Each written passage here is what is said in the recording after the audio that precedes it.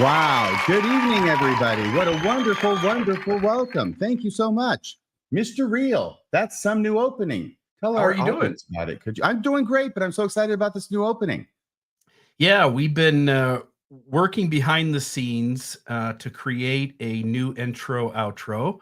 And by we, Bill means Bill has been working behind the scenes. Well, I mean, it's a project within the show. And so we all do different tasks here, but it was a lot of fun. It didn't cost much. I used somebody on Upwork. I was actually gonna try to do it myself, and someone volunteered to show me how to use the program, but I just had us pay like a really inexpensive price and have somebody with kind of professional skills just do it for us.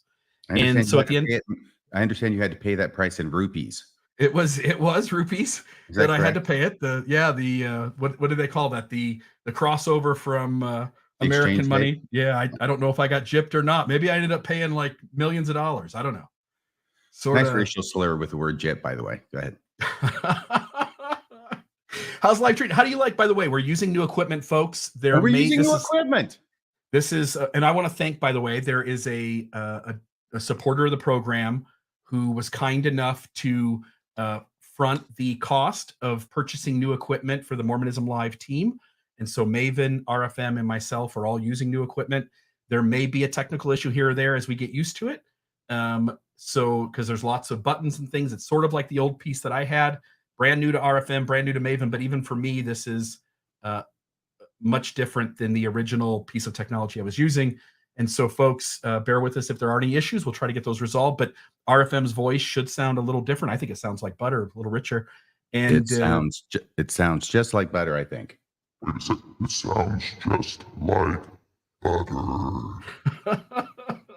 There are lots of buttons on these machines, and RFM is having a good time. You know how I love to push buttons, Bill. You are a button pusher, but you seem to get in a lot less trouble for pushing buttons than I do. Well, I don't know. I think that's my gift. At least with the church. At least with the church. With some people, you seem to have pushed their buttons quite a bit. Yeah. Well, you know, if you don't want me to push your buttons, don't show me where they are. That's all I can say. It depends on what camp you're in. Oh, that's very bad. Oh my gosh. Okay. Well, anyway, do you have any other announcements you'd like to make, sir? No, I just want to say thank you to the gentleman who supported the program by fronting the cost for the equipment, and to everyone who supports this show. We are deeply appreciative of our fan base, our followers, listeners, viewers, and just want to say thank you. Yes, very, very much. Thank you indeed, from the heart. Well, tonight's show is called Shunning by Decree. It's a bit of a riff on an old movie called Murder by Decree, but this is Shunning by Decree, and it's going on right now as we speak inside the LDS Church. And we have a couple, and by a couple I mean a married couple. Will RFM still be on mute? No, I will not be on mute ever again. No, my days of muteness are behind me. I think somebody's trying to start a mutiny. Okay, that was an out. That was an ouch. You got to wince at that one. That was bad. But we have a wonderful couple on that we're going to introduce tonight, and they are Mecha and Sarah. And if we could bring them on to the show. Sweet. Let's There they are. There's Mecha and Sarah. How are you doing? Hello, everybody. We're great. Thank you. Great. They're joining us from the lobby of the MTC. They're in front of that big map picture. Absolutely. And we'll be using that to good effect throughout the show. I'm so glad that you're here. Here's what we're going to do, okay? We have a certain amount of time, which is not as long as Mormon stories. So we try and get to the point as quickly as we can. We're going to skip over a lot of important stuff to get the first 4 episodes. Right. We go right to the 5th one. Yeah, we're going to go right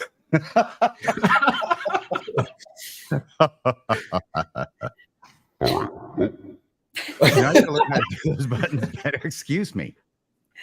Okay, I got to do this one. Okay, ready? Cook socks in hell. All right, here's my little tribute to The Exorcist. Now, yes. So, Mecha, you are a convert to the church, correct? Absolutely. Yes, true. And how old were you when you were baptized? I was 31. How old are you now? Oh, do I have to say it? How long ago was it? No. 45. Just turned 45 in July. Okay, so 14 years ago. Yep. And you were baptized in your home country, or I know that right, in Slovenia. Yeah. All right, Mitya, can you use that map and point out to our audience where Slovenia is on the map? So this is Africa. This is Europe, Yeah. right? Yeah. This is the Italian boot. That fell off. Yeah, that's missing half. But Slovenia is right here. 2 million people, small country in between Italy on the west, Austria north, Croatia south, and Hungary east. Okay, very good. Thank you so much. And you were baptized there, correct? Yes, my brother baptized me. Your brother baptized you? Yes, my brother was a convert as well. Okay. 4 years earlier, right? Yes. 4 years earlier. And you did your time over there. You were branch president for what, 4 years? Yeah, and a bunch of callings before that. So yeah, but 4 years of branch presidency, yes. I imagine they keep you very busy in a small branch. Everybody has a calling, Sarah if did not 2 or 3. most of the time. Like Sarah had to wait for me like for 8-9 hours. Yeah, with kids and It was dedicated. yeah. Genuinely. And Sarah, you've been a member your entire life, correct? I have, yeah. But somehow you ran into this handsome rogue, Mitya, Yes. over in Slovenia. How did that happen? Were you on a mission? So I had served a mission in 2008 in what was called at the time the Slovenia-Croatia mission, and it encompasses all of old Yugoslavia, so like 5 countries, right? 5, 6 countries, depending on who you ask. But I was sent just to the Croatian part, and during that time is when he was baptized. So I never met him, even though he was just like an hour and a half away from me, driving distance, you know. But I believe his name came out in a newsletter from the monthly newsletter from the mission presidents of who had joined the church. And so I remember seeing his name, but yeah, I won't make a joke on that. But yeah, I saw But his you name. did not meet each other while you were on your mission. I didn't meet him, No. no. So I went back, and then 3 years later, after I graduated from the University of Utah, I took my tax return and went to Europe for 6 weeks by myself. And 3 of those weeks were in the mission. And that last week, I jumped on a bus that was organized by the local mission, meaning like members of the mission, not missionaries. And all 5 countries got onto one bus, and we went to Germany. And when I woke up in Austria, I looked back, and he was on the bus. We had picked him up in Slovenia. So It's amazing the things you can pick up in Slovenia. I know. Yeah. So Well, we that's met at the wonderful. temple in what city? Frankfurt. Mm. Frankfurt, Germany temple is where we That's officially the met. designated So, temple for the A&M, we call it, Adriatic North Mission. Yeah, Very but fun side note, he was engaged. I did not know this. But we won't go into that. And Well, okay, But, so he broke his engagement. He broke some young he did go back Slovenian and break off woman's his. heart. He did. Wouldn't you guys? Just- It wasn't for me, actually. I actually moved to Hawaii, and then I got engaged in Hawaii, and then that didn't work out either. And we Oh my reconnected gosh. about a year later, thanks to Facebook, because Yeah. we were already friends. And 6 months speaking, he sent me chocolates, and it's kind of a long story on that. We won't do that one this time, but it was a joke. I had made a joke on Facebook because I just had a breakup, right? Saying on Valentine's, I accept chocolate every day of the year, not just on Valentine's. So email me for my address if you need it, boys. It was a joke, but he sent me chocolates. And that led to 6 months of overseas talking. And I went out in July 2015, and we were married on my tourist visa in September. Of 2015. Yeah, with Yes. By less the than way, Sarah, truth or dare, was he the only one from whom you received chocolates that Valentine's? No. And I wonder if the other guy is watching. I wonder if his ex-fiancée is watching from Slovenia. No, well, the other guy was my home teacher. Oh. He had been a home teacher for some time up in Salt Lake, and But Ministering servant. yeah, but no, he but apparently He did Slovene send- chocolate is way better than any other. yeah. 'Cause Well, that's what I've heard. Yeah. I think it's the goat Oh. milk. Anyways, it was a fun story, but very spontaneous. And I flew to Slovenia and didn't go back for 6 years. I mean, we visited, right? But And you lived as a married couple over there for 6 years, correct? yes, That's- We have a picture of your wedding day. we do. think So we were so. married technically in Slovenia on the 24th of September. Yes. In Slovenia or in Europe, you can't get married like religiously. You have to get married civilly first. And then that night we drove through the night to Switzerland to get married the next day in the Bern, Switzerland temple. But because we had not slept, the temple president was kind enough to push our wedding to the last hour of the temple being opened. And so hence the black night. We did not have any daytime photos at the temple at all. Oh. Woo! So that one is in Slovenia during your civil ceremony, and then this one on the right is at the temple in Bern, Switzerland Yes. that night. No, correct? that other picture is not of our ceremony in Oh, it's Switzerland. not yours? No, it was at a friend's wedding, actually, like a year later. But I'm sorry, I should have provided the civil wedding photo as well. I'm sorry I did not do It's that. okay. It's fine. It's great. I love these Yeah, it pictures. was, They're wonderful. I was in a daze either way. Like, it was, The only one that counts is the one for time and all eternity. Anyway. Yes. well, That there you one's go. on. You got it right there. I've got a million questions to ask you about that dress, but we'll just let that go for now. Thank you. I And think try and plunge into the story because at some point you moved from Slovenia over here to the United States in Utah, correct? yeah, Yes. it was about a 2 a.m. decision. Very unprecedented. We did not expect it at all. And we were here 3 weeks later. So So that would have been 2020. 21. So, Oh, we're recent history now. That's just a couple of years ago. Yes. yeah, we just got here. So April 2021, I think it was April 15th. We were just watching some EU Parliament things that were happening with COVID, and we just looked at each other and knew that it was time to go. So we bought tickets literally that night in the middle of the night, and we left everything, packed up our 2 kids. I was about a month pregnant, and so I was feeling really good. And we were here in Utah 3 weeks later. So it was very quick. Okay. Huge. Now, Meech, yes, faith. Meech, you're going to have to do some talking now because I got a question for you. Yeah. At Yeah, some I've been point, teaching her like for 2 minutes, but Yeah, he no, really it doesn't has. work. no, No. Sarah, you're doing great. You're doing great. I'm just going to try and see how close we can get to even on everybody just to make it fair because I know that you both have a lot to say and all of it's interesting. So, Meech, at some point, though, you began to have doubts about your faith. Right. Tell us about that, please. So it all started happening while I was serving as a branch president in Ljubljana, the capital of Slovenia.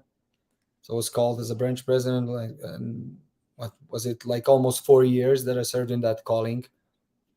It's presiding over, I would say, 60 people, 60 active, semi-active people.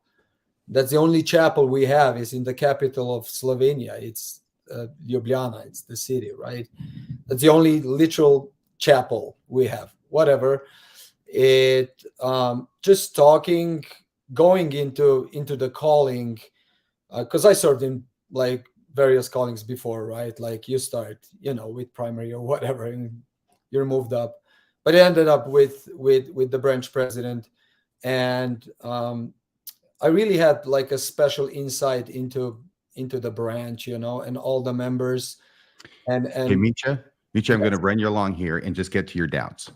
okay. And I apologize for doing that. I didn't do it to Sarah, but that's because No, because she's better. I know. no, No, we just got a long story to get to, and I'm saying you're so close to members. You're so close to members because they're literally your brothers and sisters. There's a few members in that branch, right? And now you're the judge in Israel, right? Like, and you're sitting on the other side of the table, and you're the man, right? Who's gonna like make their life better, help them make better decisions, and just the tithing settlement. For example, if I just pick that occasion, right? Like those meetings, right? Those talks, those interviews, like made me see like, why am I doing this? This is so the feelings start coming. This is not okay. I'm asking them for their money, they're coming to me, and it's this couple is barely surviving. They have a handicapped child on a wheelchair, and I'm checking off like this forms that the church wants me to check off for them, right? Who am I to do that, right? This is not. So it slowly came over through tithing, or other like talks that I had with the members, right? But not the deep doctrine that came later, but just the usual stuff, right? Like the the things that come along with presiding over a branch. I think also he was more concerned about the people than the papers, and there was a lot of pressure for him to get, report this, report that, and he was like, Mhm. I'm just here for people to like actually listen to them. But all in all, that eventually led to April of 2021, like literally the month that we decided to move. And It was it the was Easter the message Easter from President message Nelson. video from right. President Nelson, when he was, if you listen to it audibly, it's a beautiful message about the resurrection of Christ and faith in Christ and peace in Christ. But the whole video visually is like him getting vaccinated and, masks everywhere. It was like a huge propaganda we felt for getting the vaccine. And, not to get political or anything, but that was a big reason for us moving to America, was to not be required to get that in order to fly home. So we wanted to be able to just be with our family without having that be a requirement. So we were like, why is he pushing that on an Easter video? Like, it's so weird.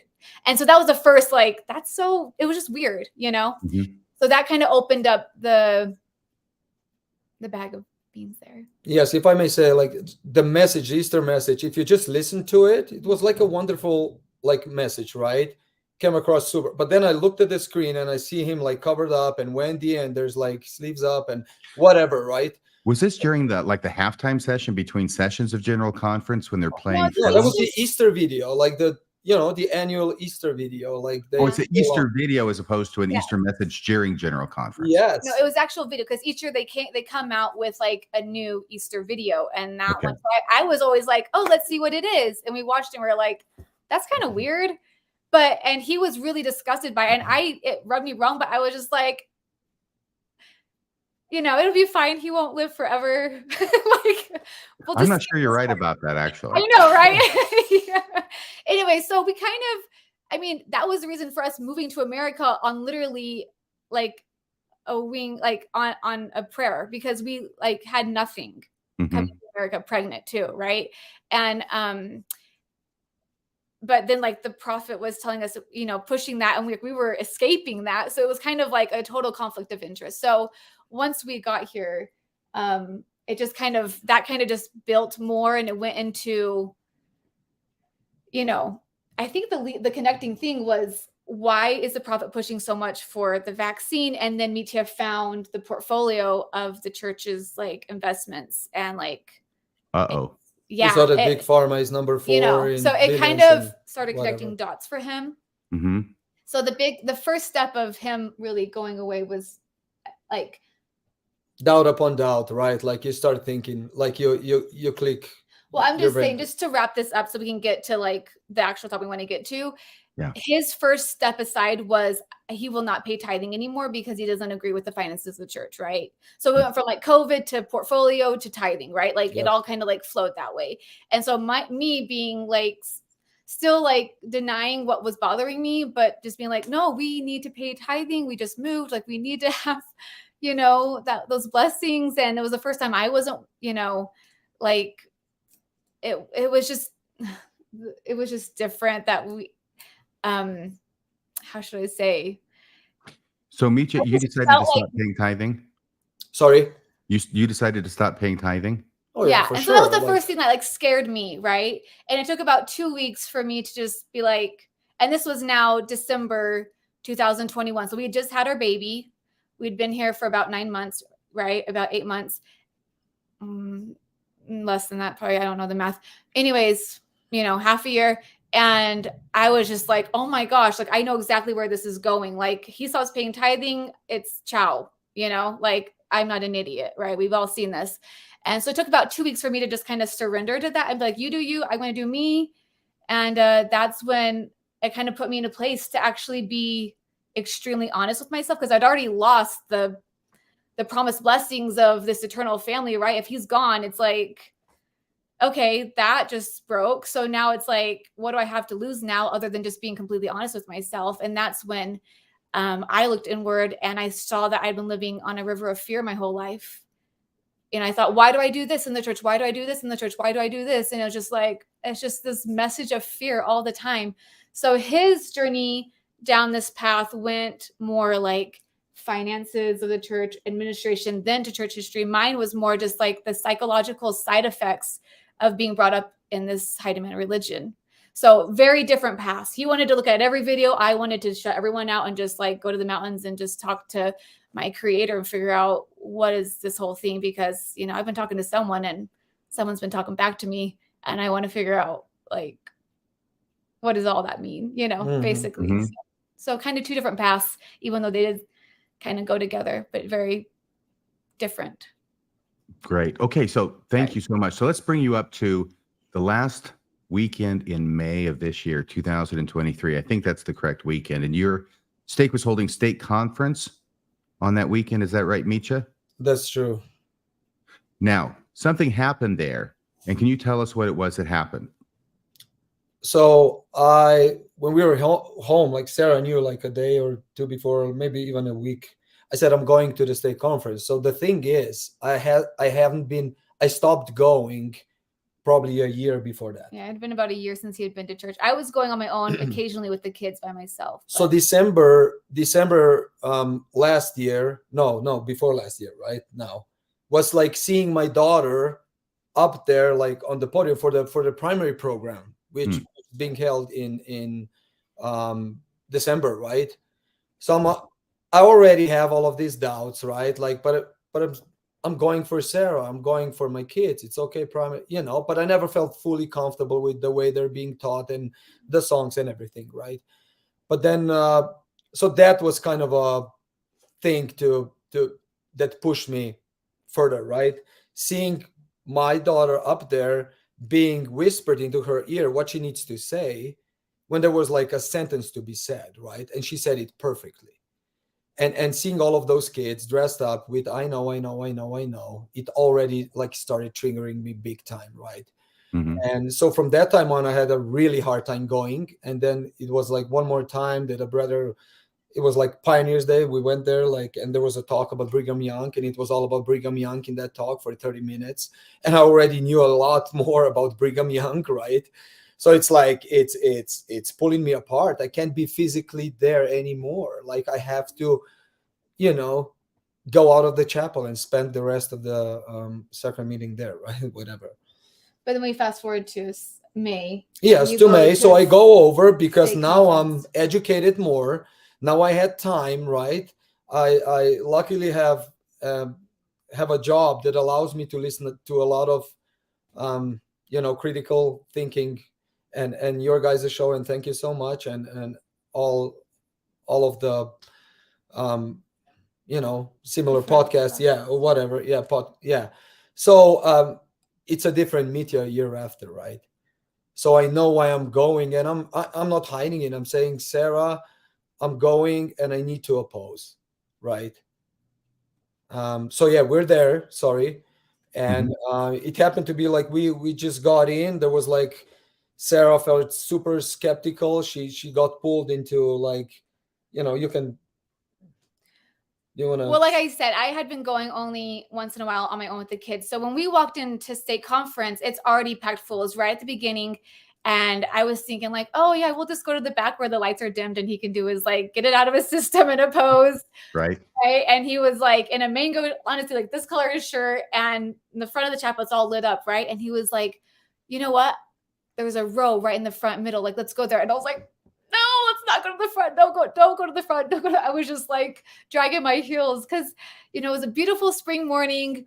I had all the kids dressed up for church. It almost brought back nostalgic feelings of me of like, this is our first time as a family back to church. And I was surprised that it just got me back in of like trying to convince myself like, well, maybe I can be okay with this here. And we walk in and all the families that we know are, the Wagners are here together. This is so great. And I was like, if you only know what's going to happen. Right?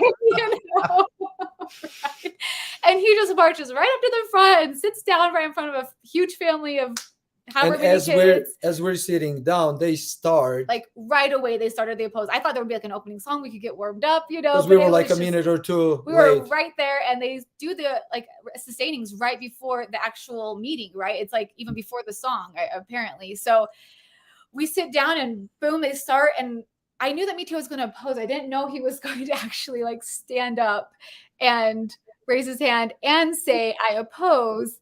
I was like, oh my gosh, I'm such a people pleaser. I was not ready to be exposed to that degree. And So she gets triggered, and like soon after, Anyways, in the middle of have that, a little. yeah, but in video. I the don't know middle if of y'all that, of me doing that like 7-8 times, Sarah leaves, right? And she'll So never you leave. opposed for everybody. Absolutely. Oh, all 8 rounds, and he stood up every single time. And after the third, I was like, you don't have to stand up for every single one of them. And he was like wanting me to record, and I was like, I'm not freaking recording you.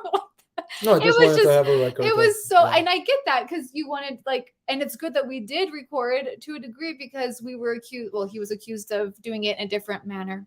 We have a clip of that, by the way. And just so the audience knows, this is about an 11-second clip. We're not going to play the whole thing because there were pictures of other people that got in the camera frame. And so this is an 11-second. We're not going to take you through all 8 of them, just one of them, so you can see what it was like. Yeah.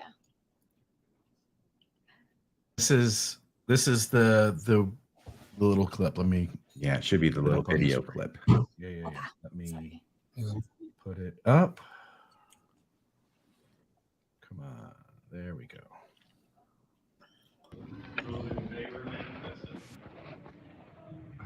Any opposed?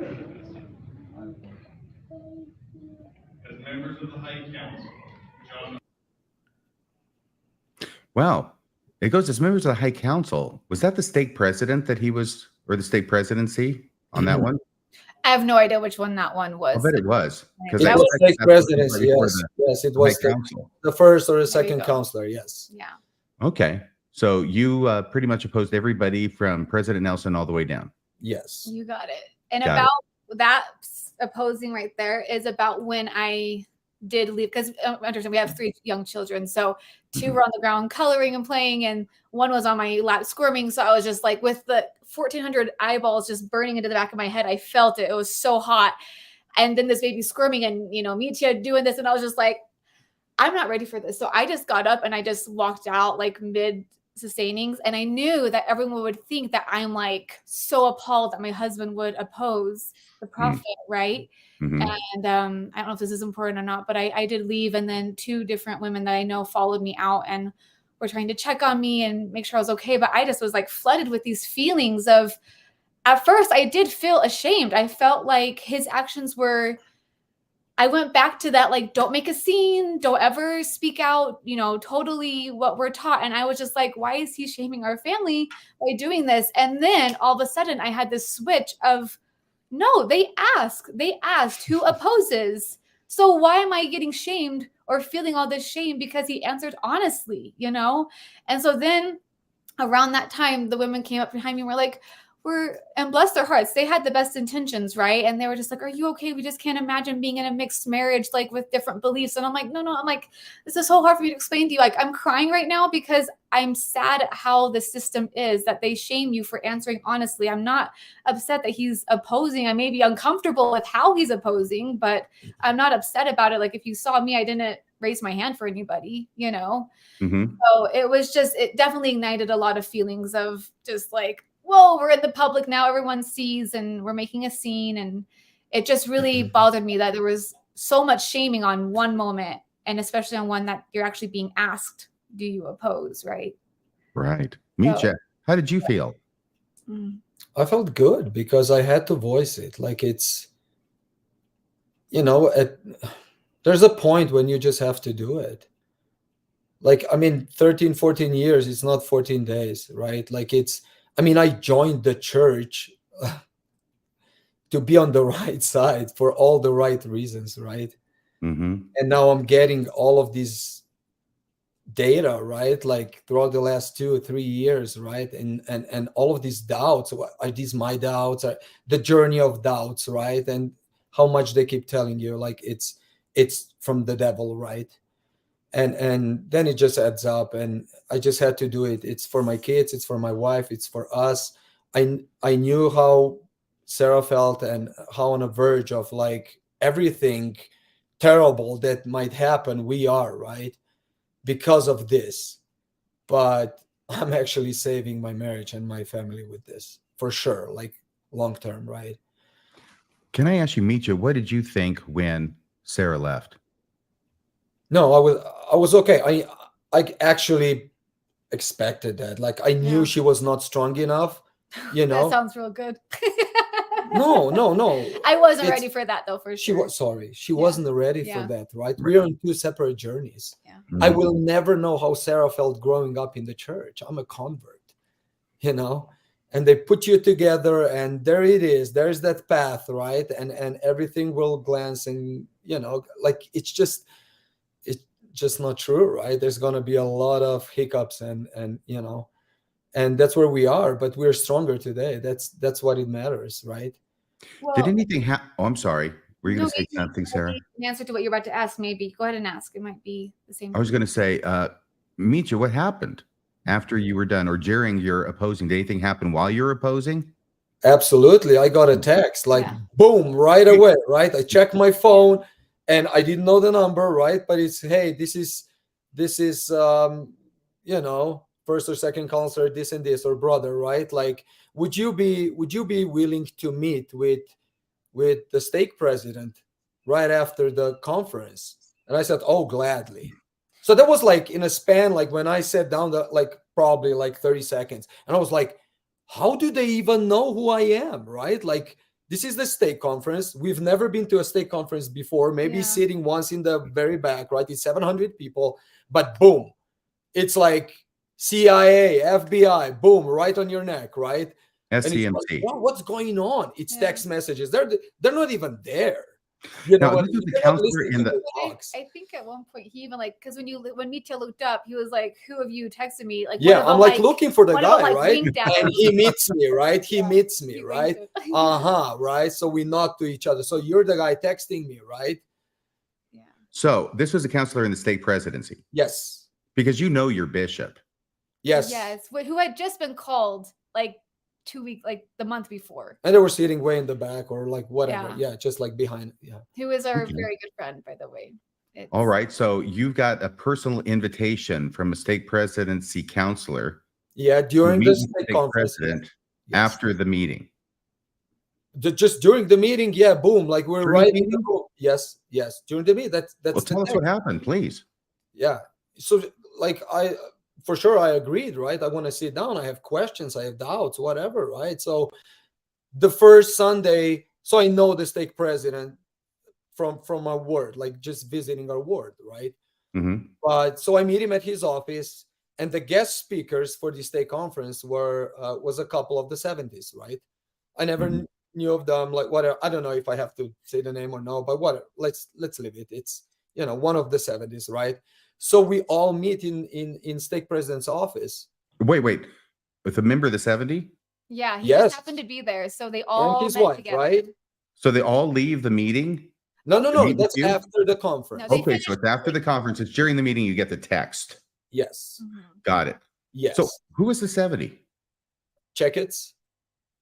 I don't even know them. There's so many of them. I There's never. at least 70. Yeah. Since I'm exactly, there's more than 70 of 70s, right? Yeah, That's 'cause you- over there.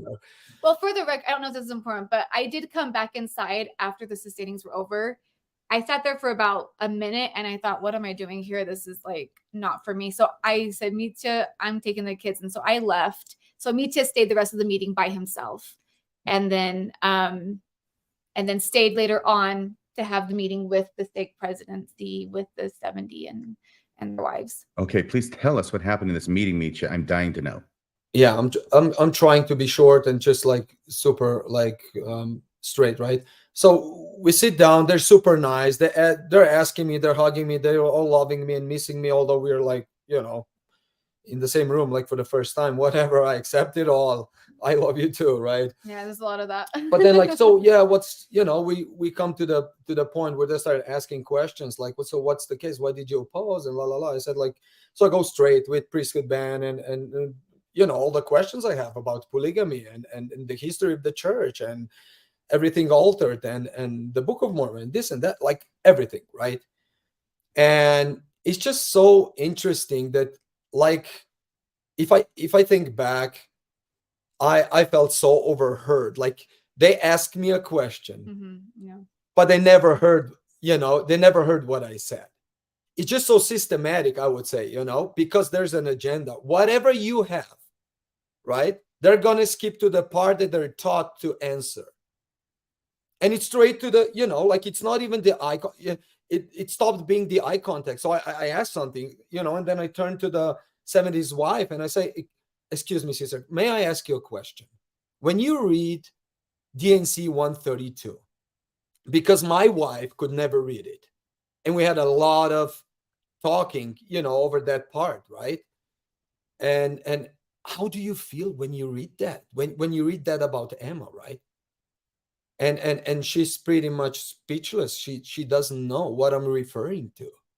And I'm like, wow, like on the inside, like, what? She doesn't have a clue about it? And then he takes over, the husband, the 70s takes over, right? And like go straight to the scriptures. I said, it's a simple question, right? How do you feel when you read that passage, right? That, and it's like, wow, who am I By the way, talking? Misha, I'm so sorry. We're all talking a lot of inside baseball. I think everybody or almost everybody in the audience gets it. But of course, you're talking about the latter part of Doctrine and Covenants, section 132, where it says that unless Emma goes along with Joseph Smith's practice of plural marriage, then she will be destroyed. Speaking in the mouth of God's to her. Yes. Okay. So the questions, answers, we're in that game, and it starts like they wanted to end that. It was like maybe an hour and a half to, like they weren't actually answering my questions. I saw how they're playing the game, and how were they playing the game, and what was the answer that they wanted to direct you to at the end? As I said, right, like we love you. That was the conclusion from their side, right? Like, we love you, we miss you, we want you to be a part, we want you on the inside, right? We don't, And I said, yeah, but like I need answers, right? Like, I mean, this is too much now. 1 + 1 is 2, and +1 is 3, and it just keeps rolling, right? And I'm not seeing the intention of the. And then I started realizing, like, they don't have the answers. They don't know. They're just taught a certain way, to lead you through your doubts, because that's where fear starts possessing them, because they are in a position, they have to answer your doubts, right? This is interesting to me, Misha, because you're now not just with the stake president, but as you mentioned, with a member of the 70, a general authority in the church. Yes. And we're trained and raised to think that these are the guys who know everything. They have the answers. Absolutely. You've got questions. You've got a golden opportunity. You got texted in the middle of the state conference. Right. You got the golden ring. You Right. get to go in there, ask your questions, and get them answered. Right. And apparently that was a disappointment. Right. Absolutely.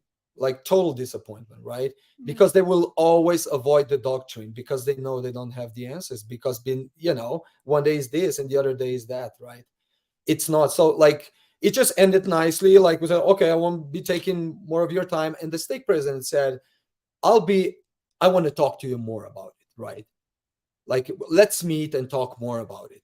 What, about your story, blah, blah, blah, blah. I said, absolutely. I'm always open. I want the answers. Like I'm here, right? Like I need the answers.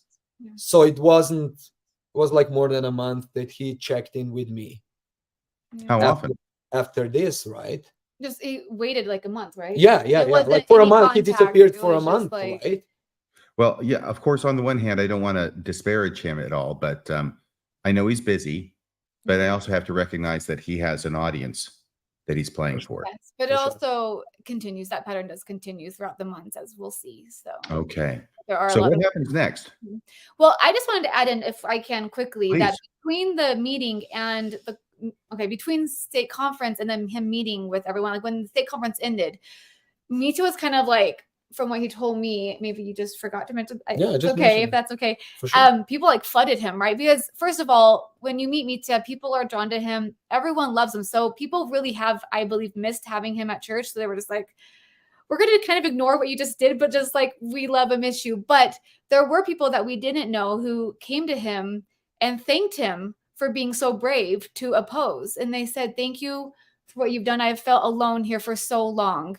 And so I was so relieved to hear that when he came home and told me that. I was so relieved, because I was so distraught about like how disturbing that must have been. I was still so wanting to preserve peace among everyone, which is just, don't talk about it, just let it be okay. I was so wanting to like not ruffle any feathers. So I was so relieved to hear that like people came up to him and said thank you, because there were people who had never had the courage to oppose, but to have someone stand up, it was like, wow, I'm not alone in this room of 700 people anymore, So good did come out of that on that side of things, right? And then just one friend did actually reach out and specifically asked if it's okay, I would like to come over and hear why you oppose. And so that opened up a whole another friendship. And it was just like, wow, we would have never known of this connection if he wouldn't have been brave enough to speak, So that opened up a very dear friendship that has blossomed much ever since, So I think that's great. But on the other hand, from the position of church leadership, these are precisely the kinds of connections they don't want to have made. Exactly. For sure. And that's what I was follows. shocked because That's what follows. as the conference ended, I stood up and all of a sudden there's people coming to I felt like President Nelson for a second. Seriously, I thought what are they doing, right? I'm not the prophet, but why are they coming to me? And I wow, it did something for them. Just me standing up, voicing, right?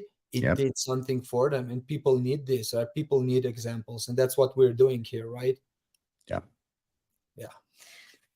So fast forward. Oh, and so as we know, that's the end of April. It was April 30th, and the next week would be Fast and Testimony meeting. And so that kind of leads to the next chapter. June 4th. Not necessarily yet, because the next one would have been May Fast and Testimony meeting, right? Yep. And he had planned to go, and I was just, I was like, it was going to be literally 7 days later. He was going to go back, and he was like, I'm going to go just share my testimony. And I was just like, leave it alone. You already opposed. Can we just go out quietly and not make a scene anymore? And I was panicking. And literally the night before, I had so much anxiety. I couldn't sleep. And if I did sleep, I had this really crazy dream about what would happen. Tell about it. And I'll get there. Okay. But he was kind enough to not go. And for me, because I was truly not ready for that kind of, I was so concerned about the position it would put our friends in, because all of our friends are the leaders of our ward. And I just knew it would put them in a bad position, tough position to choose between fulfilling their duties and, being a friend. And so he actually took our daughter for a bike ride that day, and they had a little daddy-daughter date. And but you went in. I actually ironically ended up going in again to Sacrament last 10 minutes of it, because I was messaging venting to a friend of mine who was very open-minded and okay with where we stand and everything. And so I show up at church, and oh my gosh, I guess I should probably say this. I showed up at church, and everyone at the end just was flocking to me. Are you okay? It's so good to see you. And they were just like, is Mitya at home? And I'm like, no, he's not. He's out with our daughter right now. There was so much pity. And my friend was like, do people normally come up this much to you? And I'm like, no, I don't usually get this attention when I come around. So it was just, you felt this energy of everyone just so sad for me that I could have a husband that would do such a thing. And I knew I gave off the wrong impression again, that I was showing up at church without him. I'm like, that's not what I was meaning to do. I was trying to just stay in the back with my friend just to kind of vent some things out. But anyways, month goes by. We've been quiet. We haven't been to church. And then he decided to go again on June. What is the date, RFM? 4th. June 4th, Sunday. So Fast and Testimony. Yeah, absolutely. And I basically knew, I can't remember why I knew and how I knew, but I knew that they're gonna try to shut me off or down, or however you want to hear it.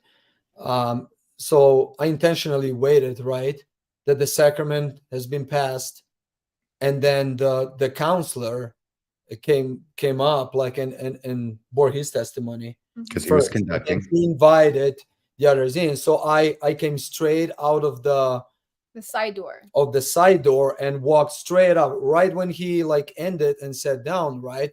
That was kind of a tactical move for me, because I felt it was in the air, right? I knew somehow, I forgot how, right? But I knew that they would not be okay with giving me a chance to testify, right? After what they've seen at the stake conference, right? A month before. So I went straight up. I had my testimony written. It was people are sometimes up for 10, 15 minutes, telling stories about this and grandma and this and that. So I know, no, I wanted to be fair and keep it at a decent time, like 2 minutes, whatever, right? Like, so I wrote it down, right? And it was all of that was bothering me, but it was in Christ and through Christ, right? It was a testimony. I'm up there to defend Christ against what this church is doing wrong. Okay. And you can maybe go up with the slide now, or I don't know how you, yeah. So we can read it, or I can read, or I don't know how you pictured it, RFM. Let's go ahead and have you read it if we can. Let's get the slide up. Actually, I could probably do it myself. I think I've got the power to do that now. Thank Yeah. you. Actually, So this is my testimony. This is my testimony that didn't get read because they turned my microphone off. Okay? But it did get read up to a certain point. Yes, and I'll point that out, right? Yes. So, dear sisters and brothers, I stand here today to represent Christ, my Savior, His truth and His love for us. I found Christ and He found me 14 years ago, got baptized in this church, met my amazing wife Sarah, got married and sealed in the temple, served with love, hope, and faith in numerous callings, as well as a branch president for 4 years back in my home country of Slovenia. I have 3 angels named Ta-ta-ta-ta come down from heaven to experience earthly life. I've met incredible people, built amazing relationships, and I've done my best in representing and living the gospel of Jesus Christ, all for the sake of spreading the great news, the truth. However, here I am declaring my loss of trust in the LDS leadership and its authenticity. Bam. ... But it wasn't even to that. I think it ended right at leadership. Yeah. So no one from here on, no one has heard my testimony except for like 4 or 5 people who after the sacrament meeting wanted to know what I had to say. Yeah. But you know, it's so paradoxical, right? They turn my mic off, but after that, like they want to hear my testimony, right? But it's right after you say, because everything else seems fine until you get to this point. However, here I am declaring my loss of trust in the LDS leadership and its authenticity, and bam, it doesn't go well because but it doesn't go well. I'm already having the vibe changed. They knew the adversary is up there, right? What is he gonna do right now? What is he gonna say? They knew there was an agenda already in the back. Everything was orchestrated. They knew what they had to do, and I kind of expected that, but I didn't expect it in a way that it happened, right? Yeah. Well, tell us how it happened. So I don't get to read that. All of a sudden, like the mic goes off, and I'm like, what's going on, right? I'm standing there. The members are like, you know, not everyone knew. Some were there, like didn't know the background, didn't see me at the state conference, right? Yeah. And I said, what's going on? So the bishop is not there. He's absent. But it is still all recorded because we still have people at home watching. So a lot of wards will still record sacrament meetings so people can stay home if they don't feel safe coming to church, right? So the bishop was watching from wherever he had a military thing, I believe. So he was watching from afar. Yes, but the 2 counselors are there, right? And like I'm up there, so the mic is turned off. I started looking, you know, like and they say like, well, there's a brother like coming from the first row saying this is not a testimony about Christ, right? When you say a brother from the first row, is this somebody you know, just a member of the audience? Yeah, from the ward. Yeah. Okay. He comes up at me and I said, brother, you turned my mic off. I started with Christ. I'm going to continue with Christ. I'm going to end with Christ. You just don't want to hear like what's right. So that's the mic is off, like, but I'm not leaving. So a big friend of mine from this ward comes up because it was his duty. And he was actually, appointed, right? In case that I don't leave the pulpit to come up and escort me down. Wait, your ward has a bouncer? Pretty much, right? I love this new calling. I hadn't heard of that one. Yeah, a bouncer. The word bouncer. Yeah, pretty much. He comes up, hugs me, right? Like I love him, like, and he felt bad, and I felt bad for him. But I said, brother, like, stop pulling me. I'm not leaving. This is a testimony meeting. Wait. So he hugged you. He hugged me and then started slowly, like, come on, let's leave. Encouraging him to kind of step down, right? That'll be important later on, I think. Yeah. So he wants to take me out, right? I'm saying, get your hands off me. I'm not leaving, brother, right? It got a little heated, I think. So that's where he started, right? Like so. So at that point, like the counselor steps up and he releases the meeting. His brothers and sisters, we're ending our sacrament meeting here. We'll go straight to this. No, they didn't go. Yeah, Just they go canceled the home. whole Sunday, right? Even the second hour. We'll just leave. So, Yeah. wow, what is this? That's a, It was super shocking. what's that move, right? That had to be like planned in advance, right? If I appear, it was weird. I've never heard of anything like that, right? And then, Neither have I. yeah, I didn't leave, and then they leave, Yeah, so the whole congregation goes. and then I start leaving, and a few brethren that had guts like start surrounding me, and brother, we love you. We've been through this and that, and blah blah. And we slowly start moving on. And I said, and then we ended up like outside the chapel, right? And it just ended by me leaving, being kind of upset, right? Raising a few questions, and that's how that Sunday ended, right? Yeah. But I immediately texted stake president, right? Because it was all it was all They're in communication. Yeah. And from my end, I actually chose not to go that day. After that month of waiting between May and June, I actually felt way more comfortable with what he was wanting to do, and I kind of just was like, I surrender to just let it be. Let the pieces fall where they may. And I really wanted to go, especially to show the ward members that I'm not against what he's doing, that I do support him. Mhm. But I did have a feeling that they would, in the smallest degree, at least, he would probably be escorted out. And I just didn't want the kids to see that or be confused by that. And so I was just like, if I had someone have my kids and I could go with them, that'd be fine. But I just decided to stay home just to kind of avoid more drama for the kiddos, for hours, because it was their daddy, right? That would be escorted out.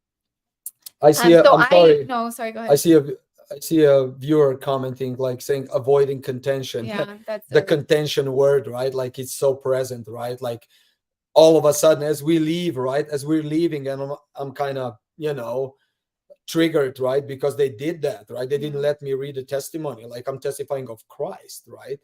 Well, you are doing a little bit more than around me straight. Go to. Sorry, I said, well, you are doing a little bit more than that. Oh yeah. Yeah, but if you read that first section of his talk, it's like the perfect intro to like any LDS talk. Like it talked about temple marriage and bringing kids and living the gospel. Literally, like a whole paragraph of like 100% good stuff, right? Yeah. According to what we feel and what they would feel, right? But then one sentence is just like boom. I thought it was like, wow, how intolerant is that example? Now, Mitra, for the purposes of completing the record here, and to give the audience a chance to understand what it was that you would have said if you'd been given the opportunity, and on top of all of that, to give you the opportunity to say it finally Thank you. in public. Can we go over the entire thing that you had read or written out to read at that fast and testimony meeting and give you a chance to go ahead and take it from the top? Yes, please, RFM. Thank you. You want to start at the very beginning of it, RFM? We can just... Yeah, would you please? And I'll get ready to pull your mic. Oh. I'm kidding. No, do we need to read this? Okay. Dear sisters and brothers, I stand here today to represent Christ, my Savior, His truth, and His love for us. I went black. I didn't do it. Sorry about that. Sorry, no, I did that. Yeah. Things are working a little funny for me. I'm not seeing on the screen what you guys are. It's good. Thank you, Bill. I found Christ, and he found me 14 years ago, got baptized in this church, met my amazing wife, Sarah, got married and sealed in the temple, served with love, hope, and faith in numerous callings, as well as a branch president for 4 years back in my home country of Slovenia. I helped 3 angels named come down from heaven to experience earthly life. I've met incredible people, built amazing relationships, and I've done my best in representing and living the gospel of Jesus Christ, all for the sake of spreading the great news, the truth. However, here I am declaring my loss of trust in the LDS leadership and its authenticity. How funny that I've strengthened my relationship with Christ while recognizing that this church has been leading me astray with lies, deceit, control, and manipulation of my feelings. It all started with the Facebook post from Mr. Russell M. Nelson on January 19, 2021, quoting, "We have prayed often for this literal godsend, referring to COVID-19 vaccine, while at the same time, quote, my professional and ecclesiastical experiences convince me that vaccinations administered by competent medical professionals protect health and preserve life. Further on, Mr. Nelson made me feel a bad global citizen for a second or two because I didn't decide to take the jab. How interesting that the very so-called prophet of the Church of Jesus Christ of Latter-day Saints created the opportunity for me to start to doubt his words, acts, and his calling. Little did I know what I would find searching for answers. I started understanding why church wants me to depend on its sources only: indoctrination, control of information, thoughts, and feelings. For a year and a half, I immersed myself in the scriptures of the New Testament and started to feel a big gap between what this church is teaching and what church is doing. For the first time in 13 years, I really want to look for the truth. I started researching the church history from all the possible sources, being shocked from the facts and evidences about polygamy, priesthood claims and bans, church finances, shaming techniques, etc. For the first time, I started validating my own feelings about the dishonesty of the people from the big and spacious building in Salt Lake City. I found out how easy it is for so many to say, I know, and go on with their lives. For me, it became a pure wrestle with God, producing sadness, anger, joy, happiness, tears, and laughter all at the same time. The more I seek and feel, the less I need to know. The blessings of how little I know make me stronger. It invites me to read more, listen better, follow my heart, but never forgetting to take my brain with me.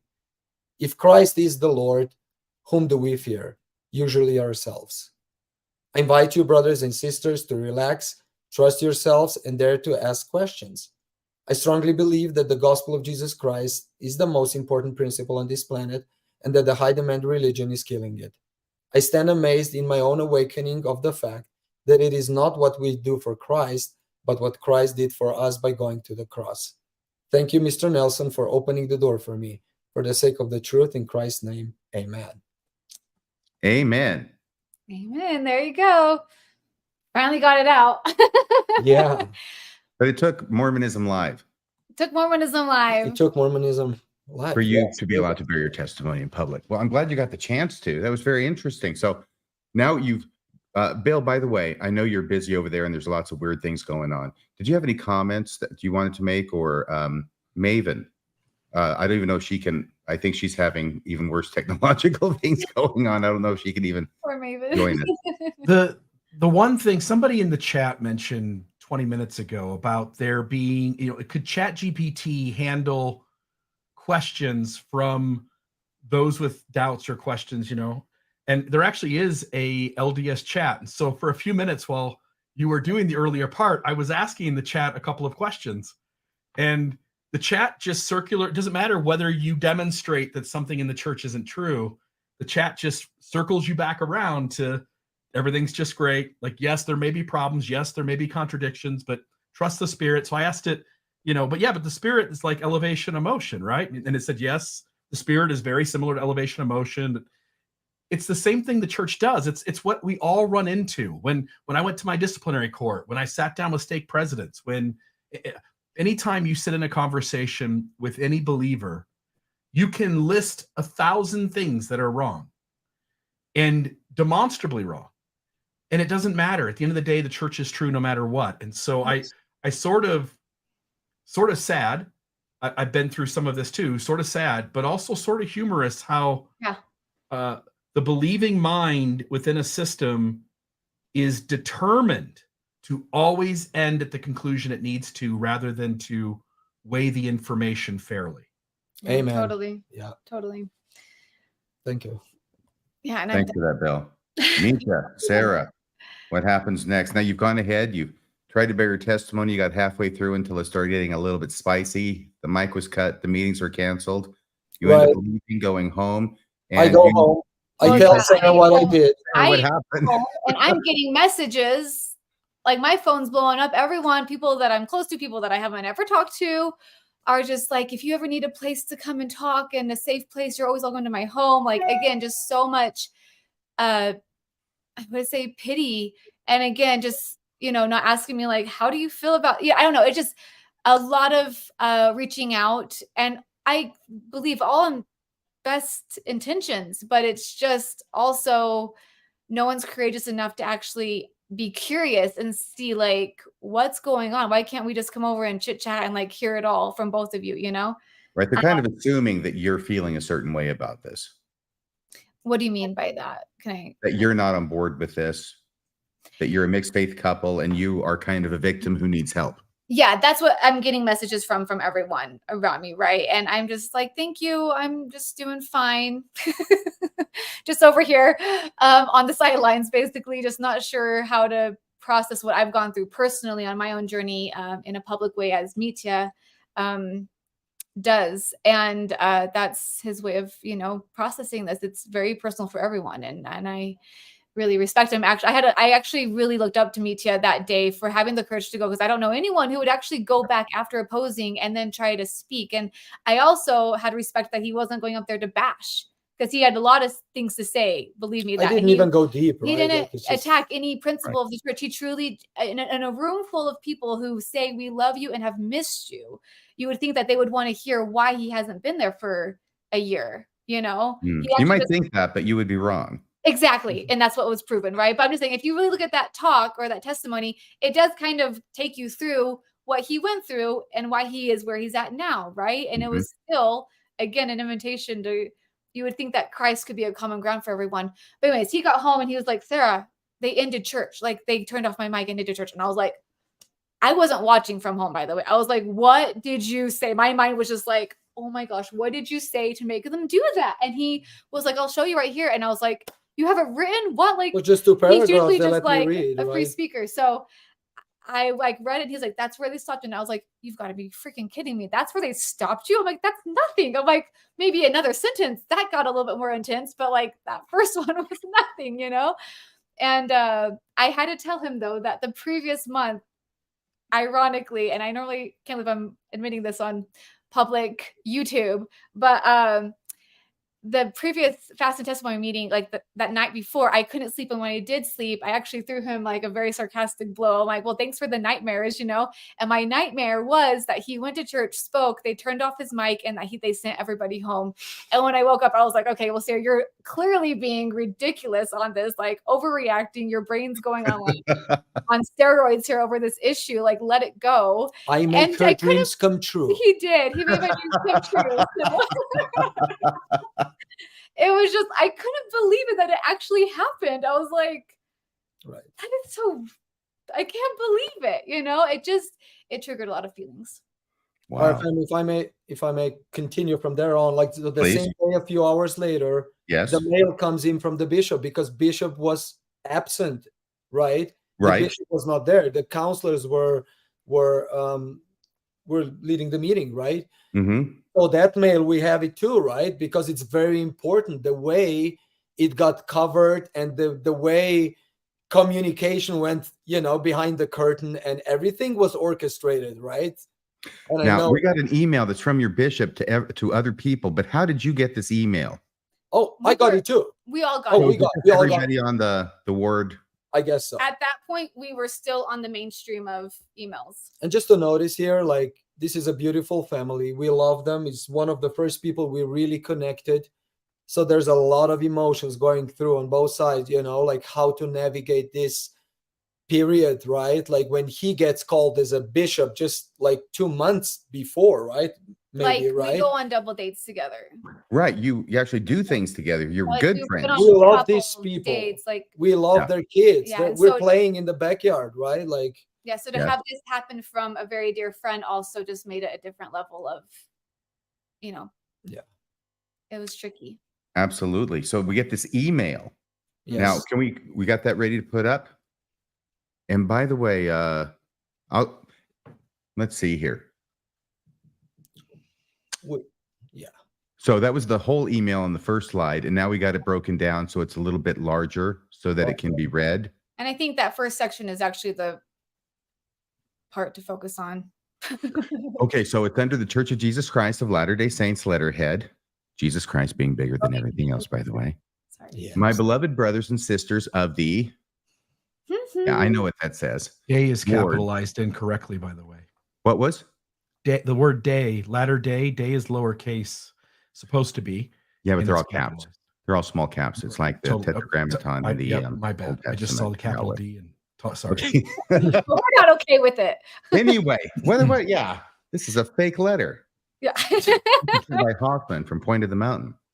I was not present in our sacrament meeting today because my Army training was scheduled this weekend. However, I was watching the meeting over the video link. I am extremely thankful to our Father in heaven and his Son, Jesus Christ, that each week we have the opportunity to gather together, partake of the emblems of the Savior's flesh and blood, and renew our covenants. It was a joy to see blank. Now, this is not you. This is someone else. Mhm. It was Yeah. a joy to see this person stand before everyone as a newly baptized member of our ward and to witness the outpouring of the Spirit during the confirmation of blank, blank, and blank. 3 newly baptized people, right? We didn't know there was a family being baptized. Yeah, I didn't know. Or being I'll confirmed. tell you what I did afterwards when I found out. Like, Oh, right. Brother Blank's testimony. This is you. No. Right. No. Yeah, Brother Meach's testimony was inspired and uplifting. No, that was somebody else. Yeah. Yeah. His name won't be blanked out. mentioned, yeah. And it Let's also just say that your name. Oh my gosh. There It's goes the beautiful. gold Live down. it. Live it. It's beautiful. The world is crumbling. We knew it. Absolutely. That's So right. here's the thing. So he's pointing up everybody else's testimony that he can, and your name is glaring by its omission. Let's put it that way. So, brother, somebody other than Meech's testimony was inspired and uplifting. I love my wonderful and faithful counselors. Exclamation mark. That's the part I was actually going to mention is like Oh, why? praising. ahead.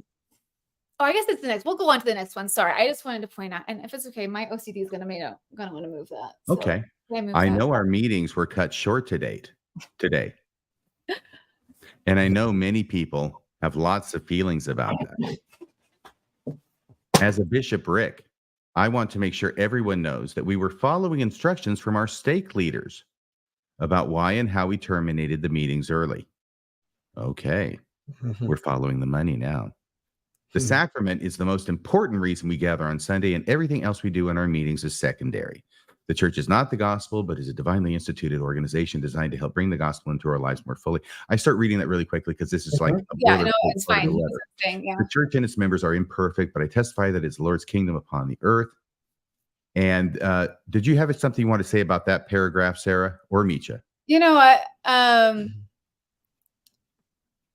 It I just feel like- confirms.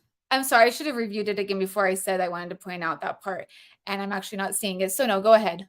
No, Please but I take- want to say that Go ahead, it's Misha. that it's evident, right? That who's standing behind all of this? Yep. It's the stake president, right? From the moment on, I raised my hand, opposed, I became a target.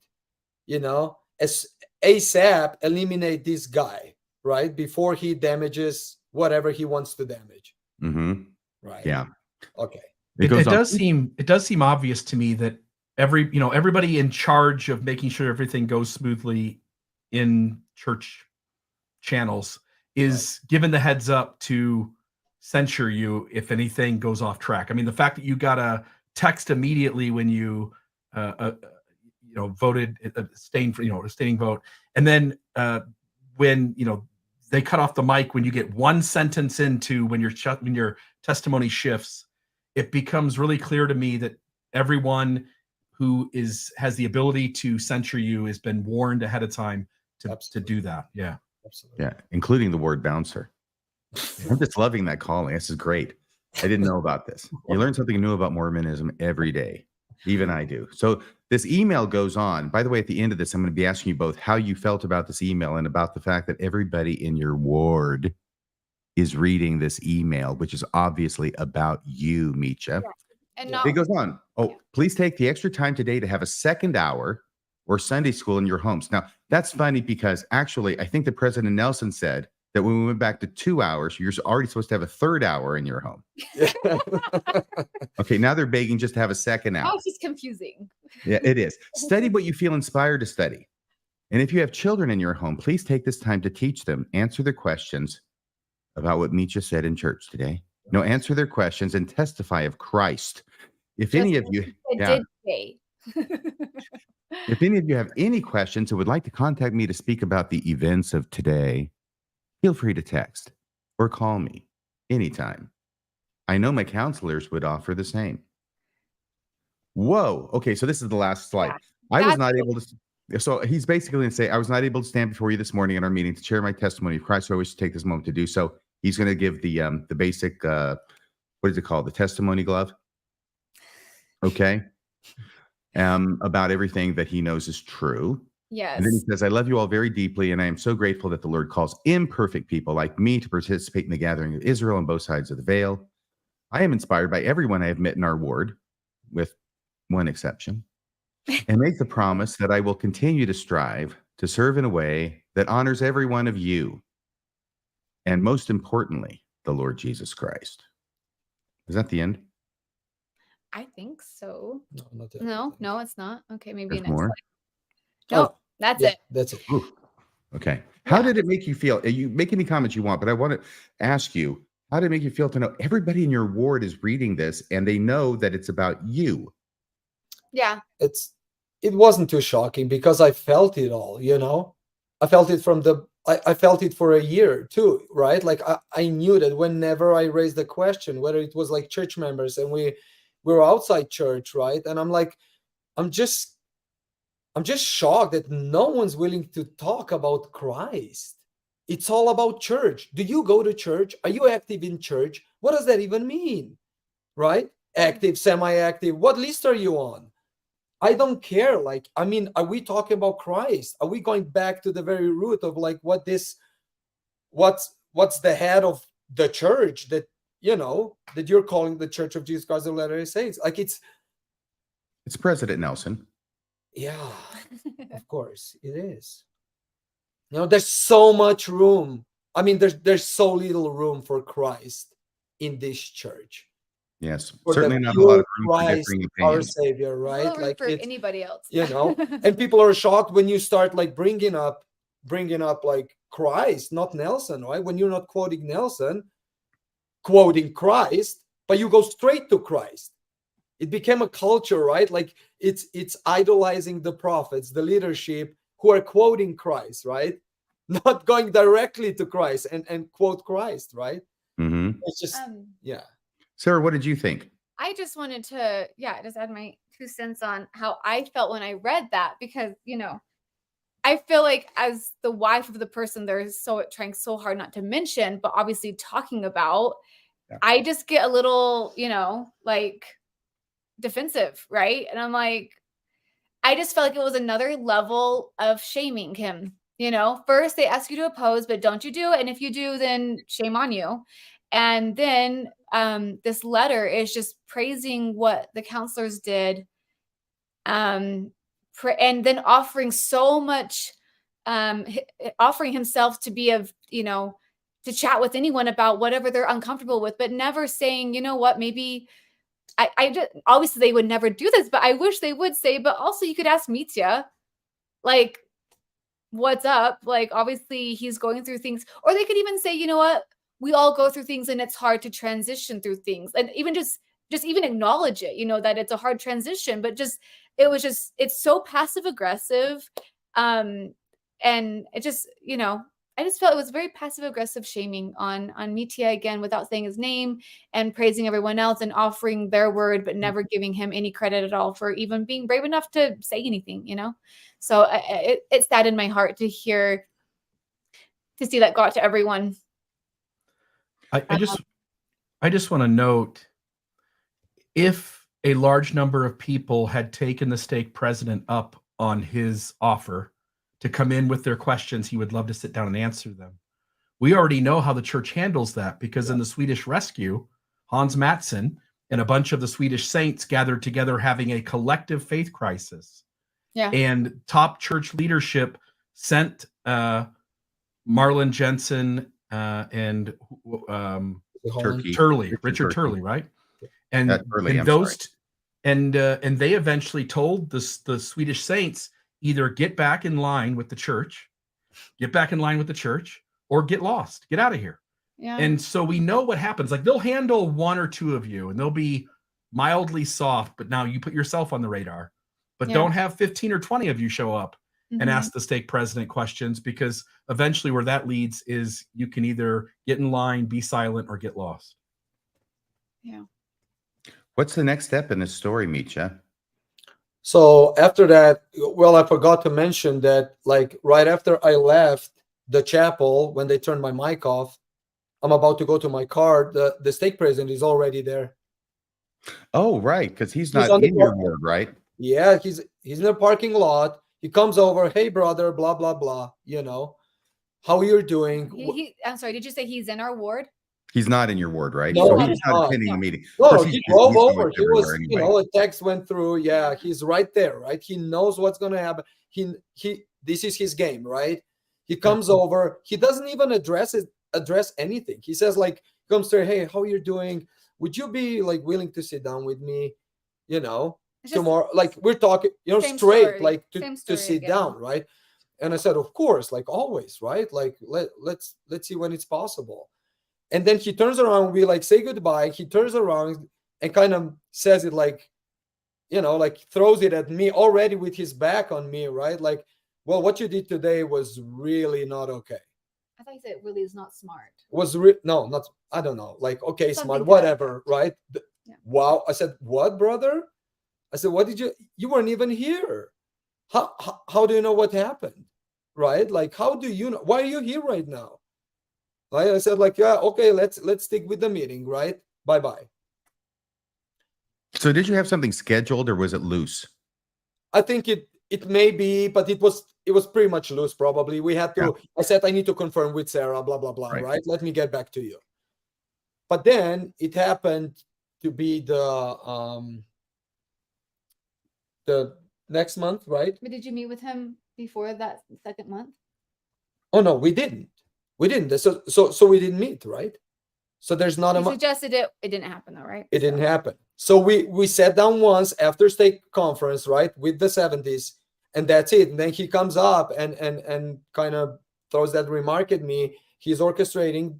He's playing his game. He knows what he needs to do, and he's trying to navigate it smooth, right? But he doesn't come back in a month, right? It was something, he was busy again. It's okay. He's busy. I know he's busy, right? Right. Yeah. So July, passing testimony meeting of July, we now have family in town from Slovenia. And July 2nd. July 2nd. Yeah. There you go. Me too wanted to go again. And I, this time was back on the horse of not You supporting cannot keep that guy out of church, can you? I was like begging him, like, please, just like, it's enough. Like, you know what's going to happen. He's like, I have a testimony to give. And I'm like, I'm not supporting this one. It was really rough. He convinced his brother to go with him, though. No, I didn't convince. It was Well, like you I did. invited him to go because me and my brother are super close. He This baptized. is your brother who baptized you, right? Excuse me? This is your brother who baptized you? Exactly. Yeah. Right? So he's with us for 2 months, right? He's getting all of it. He's in the make of Mormonism. He served his mission, right? In Sandy Murray, Utah, right? Like just Salt Lake area, right? Mm-hmm. But now he's here like as my brother, right? And he's visiting and he can relax and he knows because we're super close. We're on the same journey, right? A lot of doubts there, a lot of doubts with me, whatever. And he didn't want to go, but then he ends up going, right? Just like to sit with me, right? Or whatever. Just to support you. Yeah. Yes. So as soon as we get in, the bishop is already up there. My friend bishop, who was absent, yes, he's up there, and he goes red in a second. When he sees I'm sorry, he does what? Oh, he goes red. His face goes red. Yeah, like, he's at the pulpit. He's announcing things. He knows he needs to give his testimony, and then the mic is open. But he sees my face and he sees my brother. I don't know if he knew that that's my brother. He knew there's Mitya and another guy coming in, and here we are. What am I gonna do? Because I know what I have to do. I know what the script says, right? And it's happening. I knew. I saw he started stuttering. I felt sorry for him. He barely said his testimony, and after he finished, people started coming up. That would have been a good time for him to have borne a 40-minute testimony. Absolutely. and they would, because he had a plan. Yeah. You know, there were guys scheduled, right? So he says, he starts inviting, says amen, and starts inviting the missionaries up first. Oh, wait a second. Oh, interesting. So They this is the plan. orchestrated it. Like there We is should a have filibustered this thing. He made Yeah. a mistake here. But he So invites, he this- starts inviting people. Okay, Absolutely. missionaries, Brother Jones, Brother Smith, anybody but Micha, come up here and bear your testimony quickly. yeah, and apparently there were like 6 people who like lined up, and they knew it's gonna be them. Like they knew, right? Like that's the script, going by the script. So they start taking seats behind the pulpit, and all of a sudden my brother starts standing up, and he starts moving towards the pulpit. I'm saying, "Are you going?" And he said, "Yeah, I didn't want to, but I'm going." So he goes before me. I didn't even stand up, right? I'm still sitting. He goes up, sits up there, and then I stand up and I go. Mhm. And we fill out like the pews behind the pulpit. It's people coming. It's like a choir up there. wow, right? Like it's now everyone knows what's going on, right? And everyone, it's a movie, right?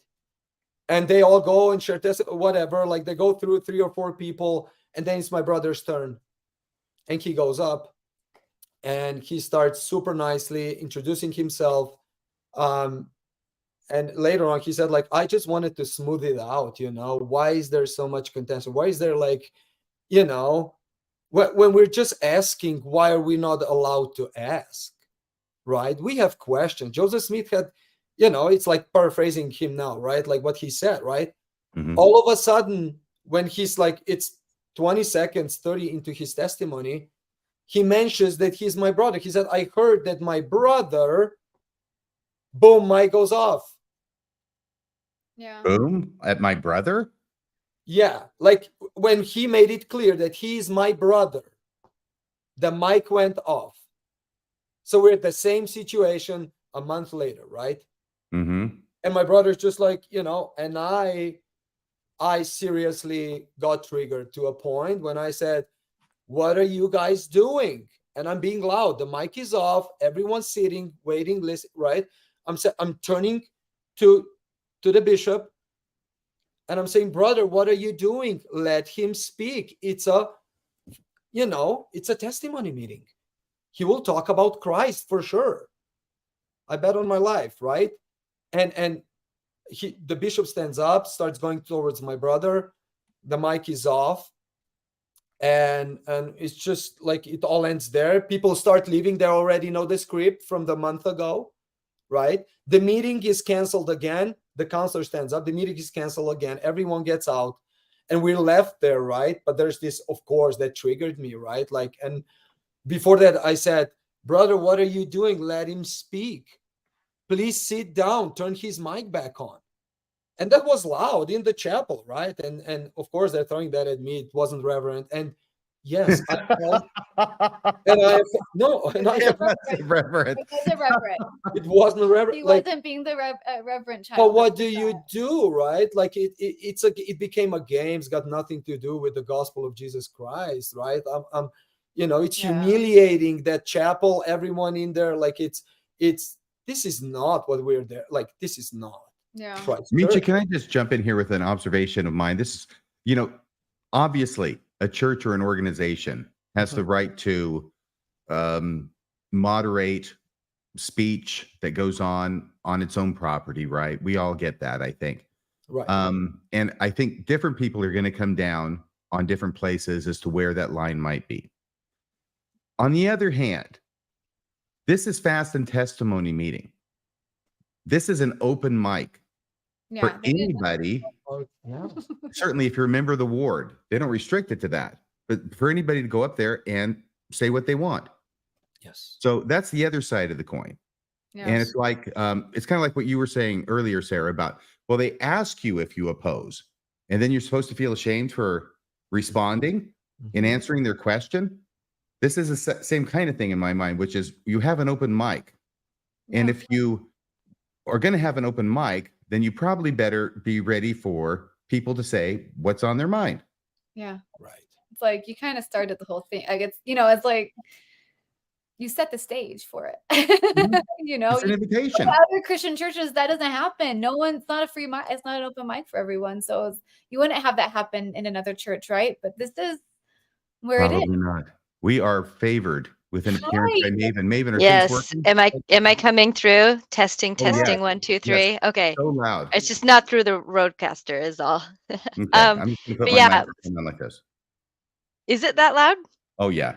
Oh, I have it on automatic, but I Okay. can edit. Well, go ahead. Say whatever you want, please. Well, I don't want to be like blasting the audience out with it. So, Is it loud for you, Bill? I think it's okay. Okay. All right. Anyway, so I just wanted to point out and talk about one of the more controversial figures in ex-Mormondom is new name Noah, and he ended up kind of reintegrating himself into a ward, and he basically had his last hurrah at a fast and testimony meeting. And again, regardless of where you come or go on that, his mic was not cut off. He had his say.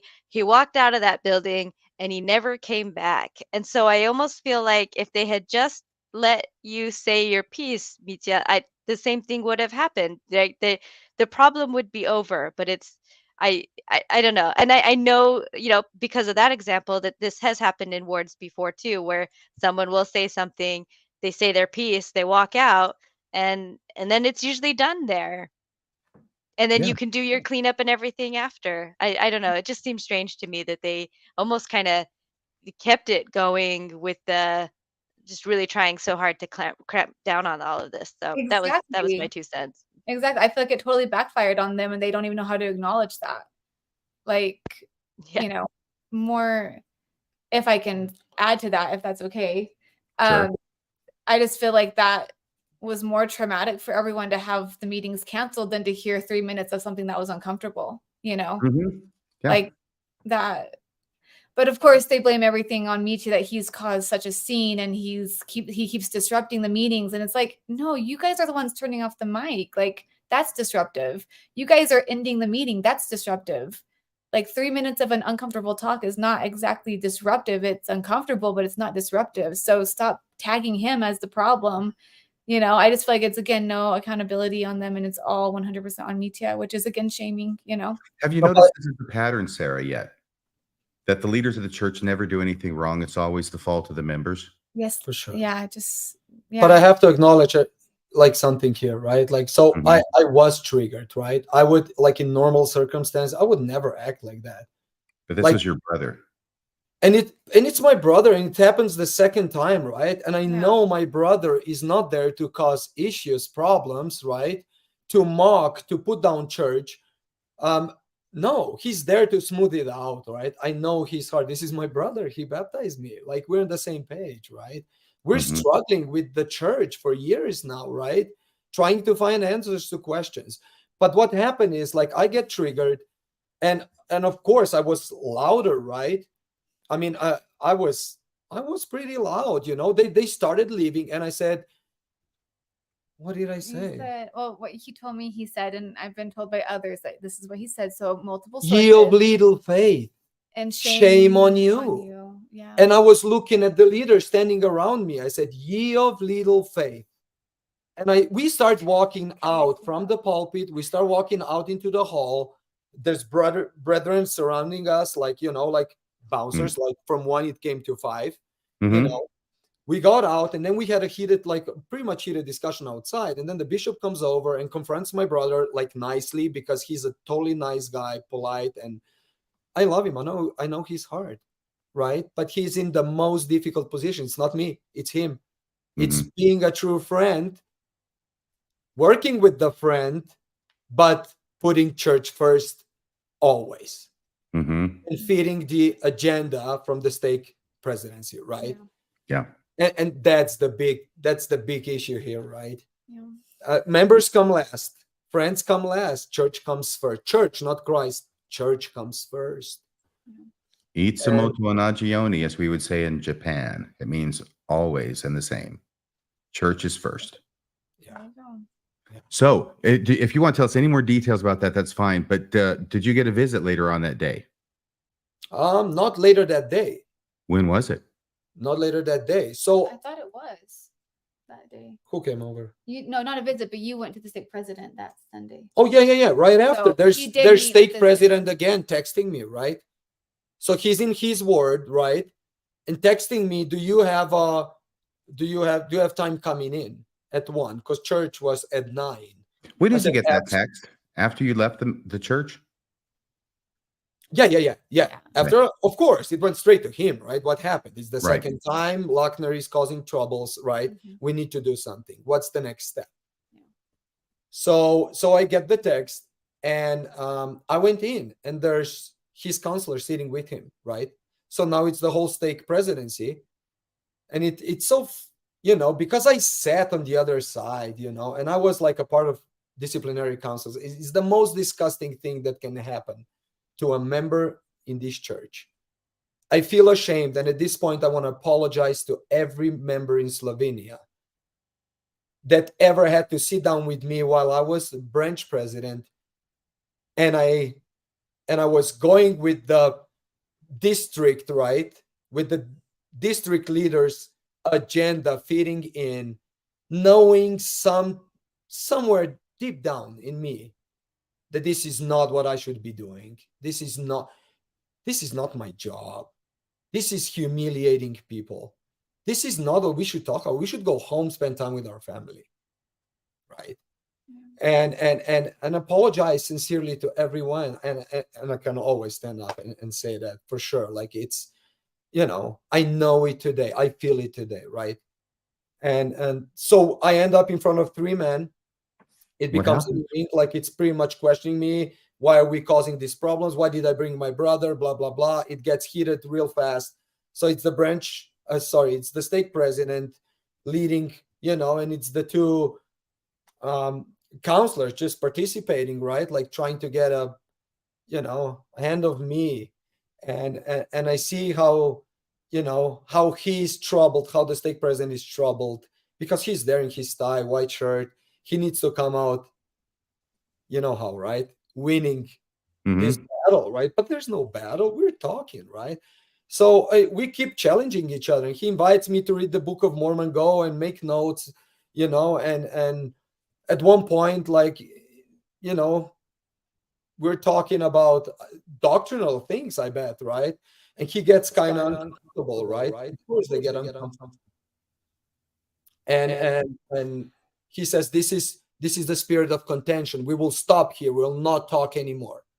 So that's where he comes. He transforms from the nice stake president Yes. into a soldier of, of the church, like putting down his life for those people in the big and spacious building. Right. Yeah. Nothing says you're winning the argument like playing the spirit of contention card. Yeah.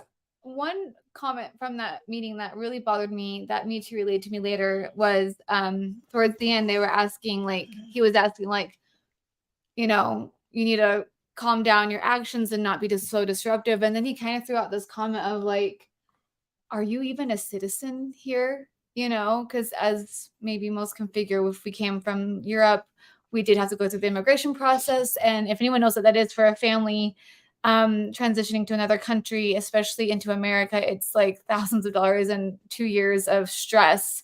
And to try to like throw that at someone from a church leadership position to try to scare him, I just found it so shallow, just so low of a blow to like throw even like the legality of that on him, or as a threat. Like, are you even one of us? As if it's like some competition. It just seemed really, it just saddened my heart to hear that. Yeah, and I asked him, and I said, "Excuse me, brother, did I hear that correctly? Are you threatening me with police? What's this all about?" Right? And it ended up like I said, you know what? I suggest you do your part. I'll do my part. But he tried to convince me and have me announce there like that I will come to church, worship peacefully, sit in the pew. I'm not allowed to talk anymore. Yeah. He told me you're not allowed to talk in any meetings, come, we love you, we miss you, but be there in that corner and shut up, right? And I said, I can't promise you that. I don't even know if I'm going to be alive tomorrow. Like, Like, let's see what happens. He can never. Let's see where the Spirit leads us. I'll do my thing. You do your thing, right? But And I we don't like your thing. left the meeting, right? There was counselors challenging me and saying you should be more respectful, the first, the second one, I've never spoken to him before, but he goes like having his back, right?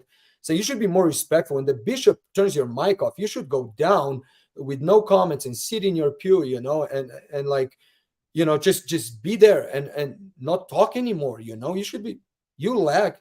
I said, well, I guess you know how that goes because they turned your mic off 5-6 times, right? I mean, What you do when they turn off your mic? Do you go sit down so quietly? It's like, it's no one's ever done that. yeah. So Well, that meeting, yeah. It takes some American Mormons, a Slovenian, to come over and teach them about freedom of speech. Exactly. Yeah, I think it should start there, right there. Yeah. But I am concerned, though, and I know you've already addressed it, that the stake president brings up in this meeting with you the question of whether you are a citizen. Yeah. Right. And then it kind of Because, throws. let me just say, I mean, if you were to get in trouble with the law, that could have a really negative impact on your citizenship here, right? Like your entire for sure. family. Yeah. Like it goes a lot deeper than just a question, are you a citizen? I mean, it's just like, oh my gosh. I think he knows he knew exactly what he's saying. It was intentional. It was like a threat, like directly to me, right? And I said, are you talking about like, at least? Sorry? Implicitly, at least. Yes. So I said, what he said, you can talk, whatever, like just not on the church property. You're not allowed to speak, I said, so I can go on the other side of the road, like, and I can talk there.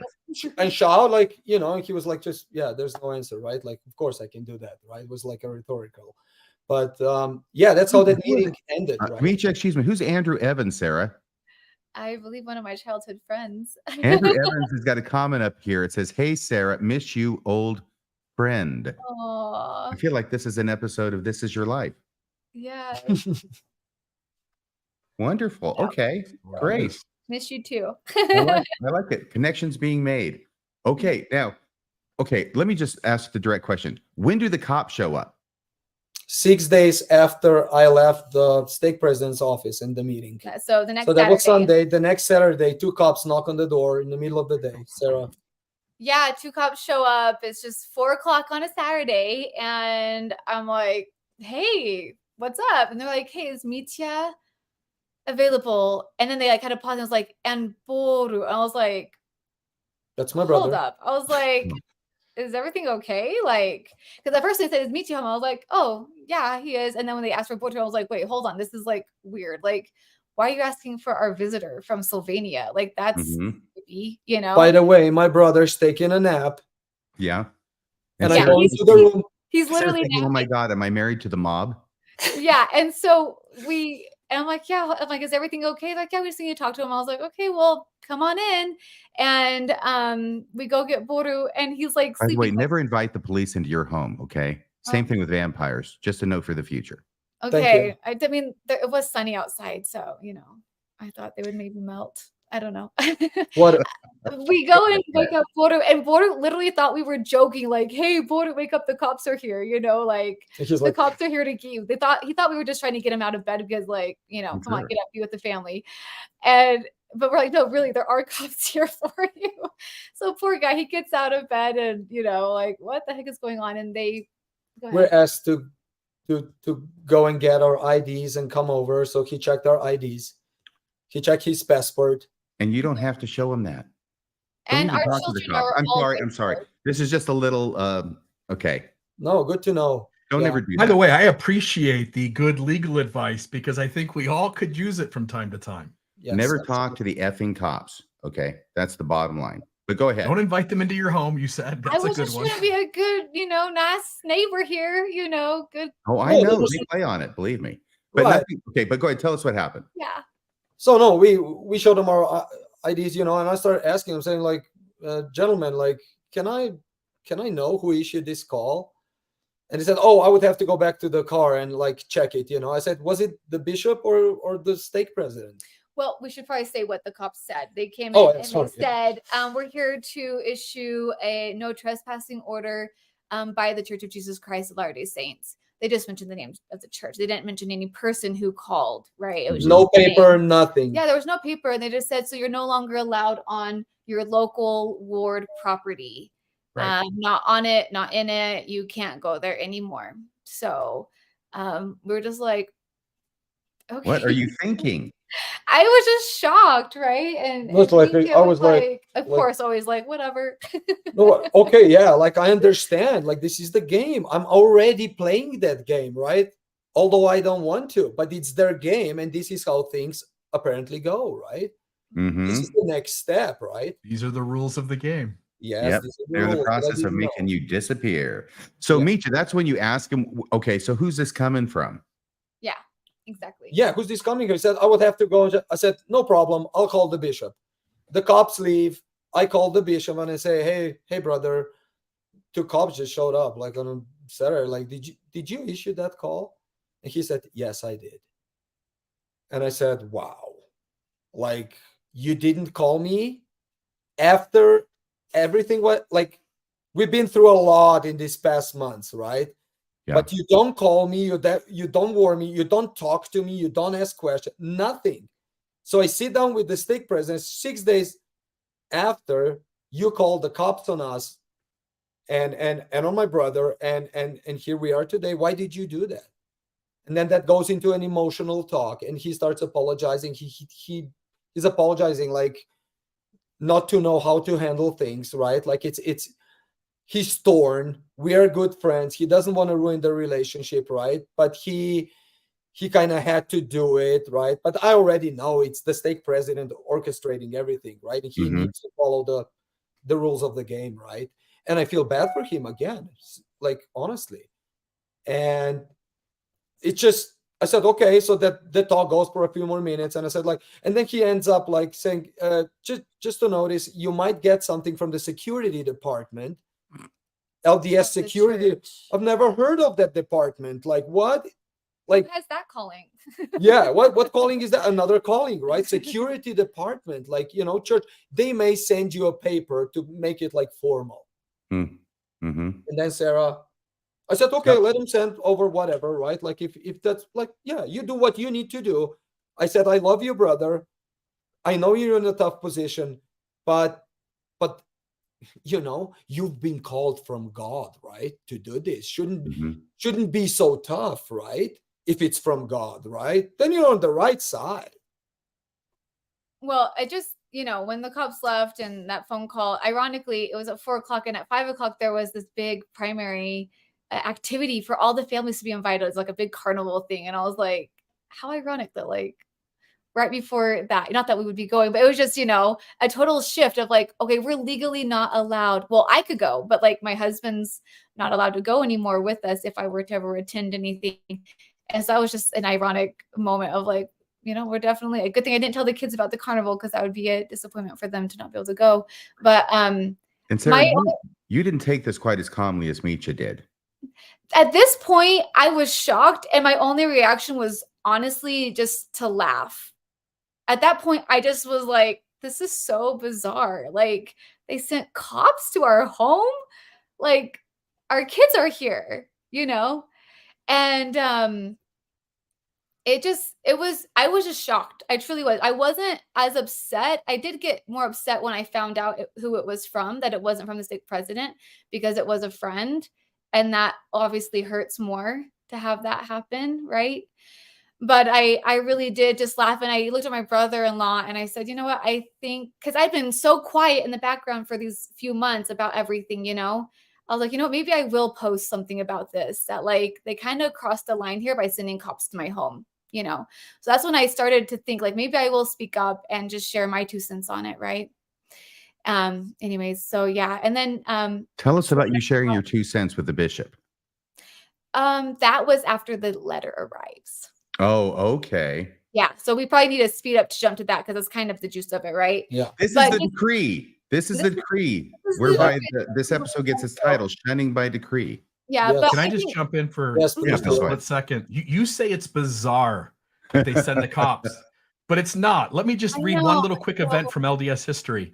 On November 11th, 1943, LDS apostles Joseph Fielding Smith and Harold B. Lee gathered with Salt Lake City police officers, including Chief Reed Viterli, outside the small Center Street apartment of elderly Annie Sophie Jacobson. The apostles and officers burst into her home, breaking the door down, and discovered LDS apostle Richard Lyman, 74 years old, in bed with Jacobson, who was not his wife. After gathering the evidence, the two apostles reported back to J. Reuben Clark, first counselor to the LDS president Heber J. Grant. Clark, who handled most of the church's duties because Grant was ill, had ordered the raid. A day later, Lyman was excommunicated for violation of the Christian law of chastity, unquote. The church has no problem to bend the rules or do bizarre things in order to get its point across. Well, thankfully, me too wasn't in bed with anyone. Yeah, no, but kicking somebody's door down on a private religious issue using the chief of police is bizarre. It's really intense. Like, that's bizarre. Yeah, it is. And it's creepy, actually. And also sad that they would go there first. So, so that was Saturday. And by Wednesday, we received a letter. And this is the letter. So here's the letter. And by the way, this is a letter from Kirton McConkie, signed by Kirton McConkie. More than anything else in your story, this letter frosts me. Yeah. And maybe that's because I'm a lawyer and because this comes from ostensibly a law firm. But I'm going to read it first, and then maybe people will understand my distaste for it. Mr. Lochner, we represent the Church of Jesus Christ of Latter-day Saints, the church.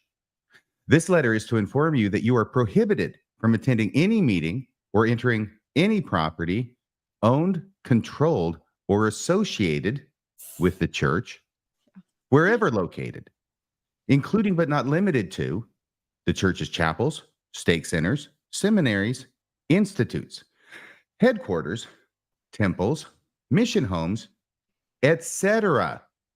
Okay, that's very offensive to me as an attorney, especially the etc. It gets worse. But let me make it clear why that really upsets me. Because they're telling you can't go on any church property, and then they put an etc. there. Okay, I guess they're just saying these are examples of places where you can't go. Right. And one wonders if that includes City Creek Mall, which I guess it would. Yeah. Yeah, exactly. You can't go shopping. No, I'm I can't spend money. It's like, that's the cheapest parking in Salt Lake. So what if you're renting an apartment the church owns? What if can't bake as I bake anymore?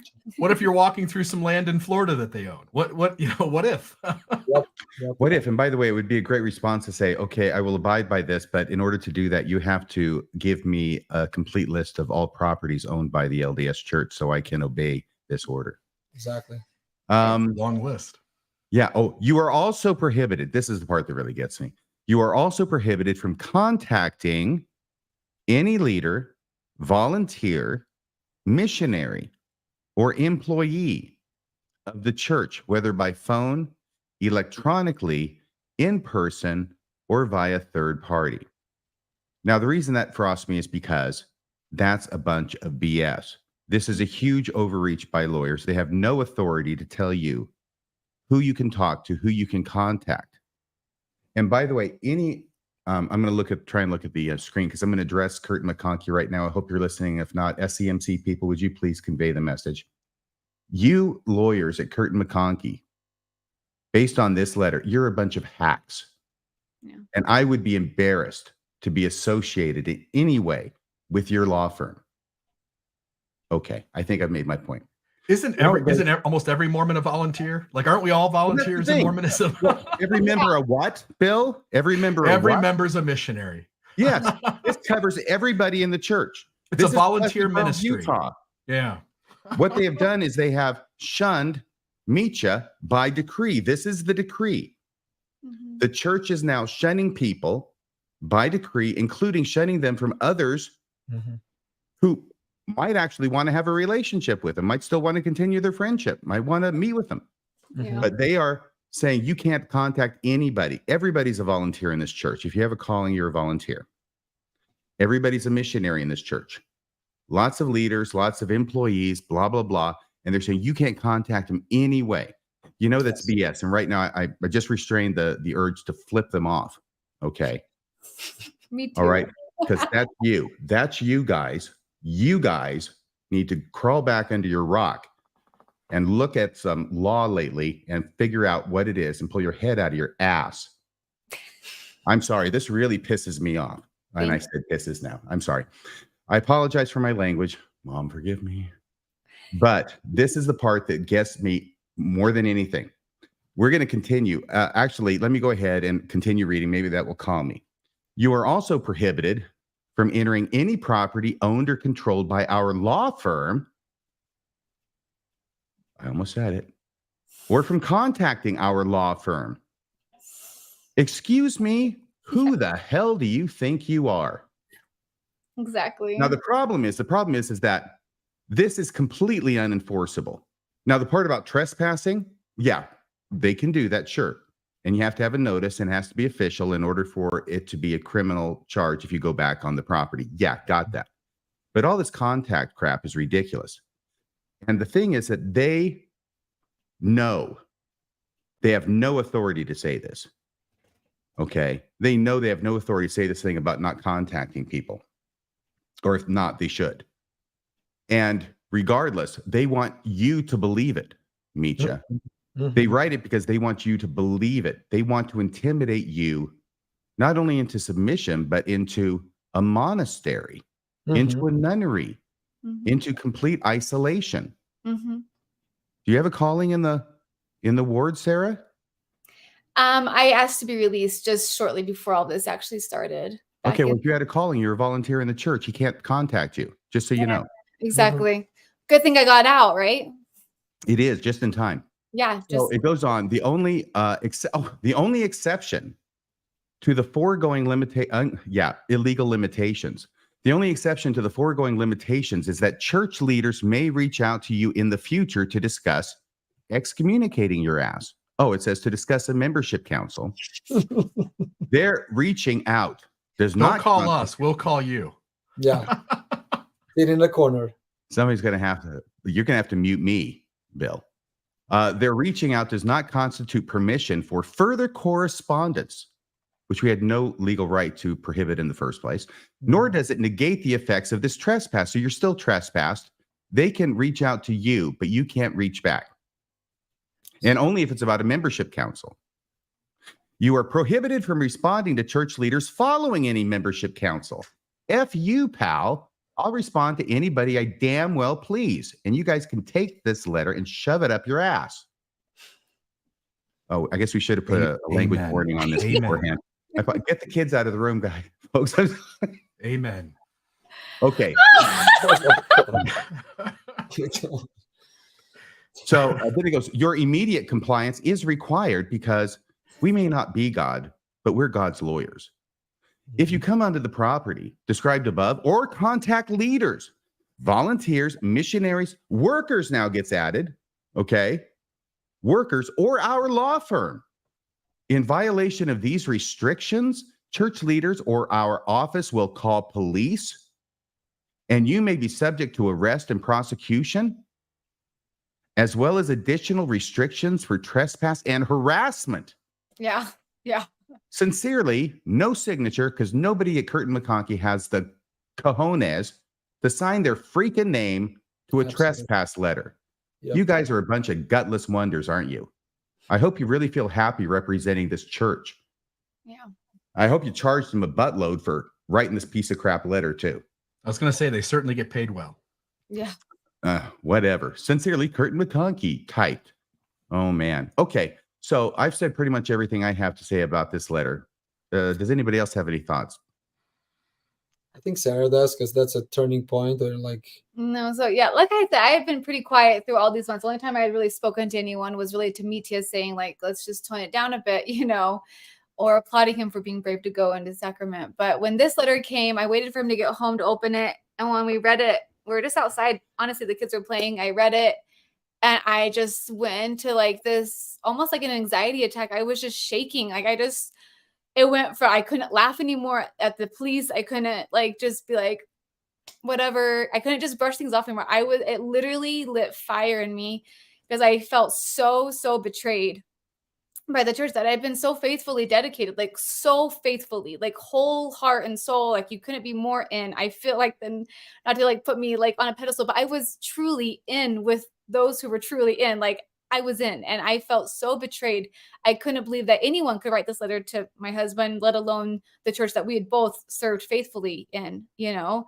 And I was on my way to a nail appointment, but I said, I'm actually leaving early now, guys, because I have to go straight to the bishop. I can't breathe. Like, this is not okay. And so even though I technically am a third party contacting a leader, I was already breaking the rule by going to the bishop. But I just... Not if you're not doing it at Meech's instruction, but go ahead.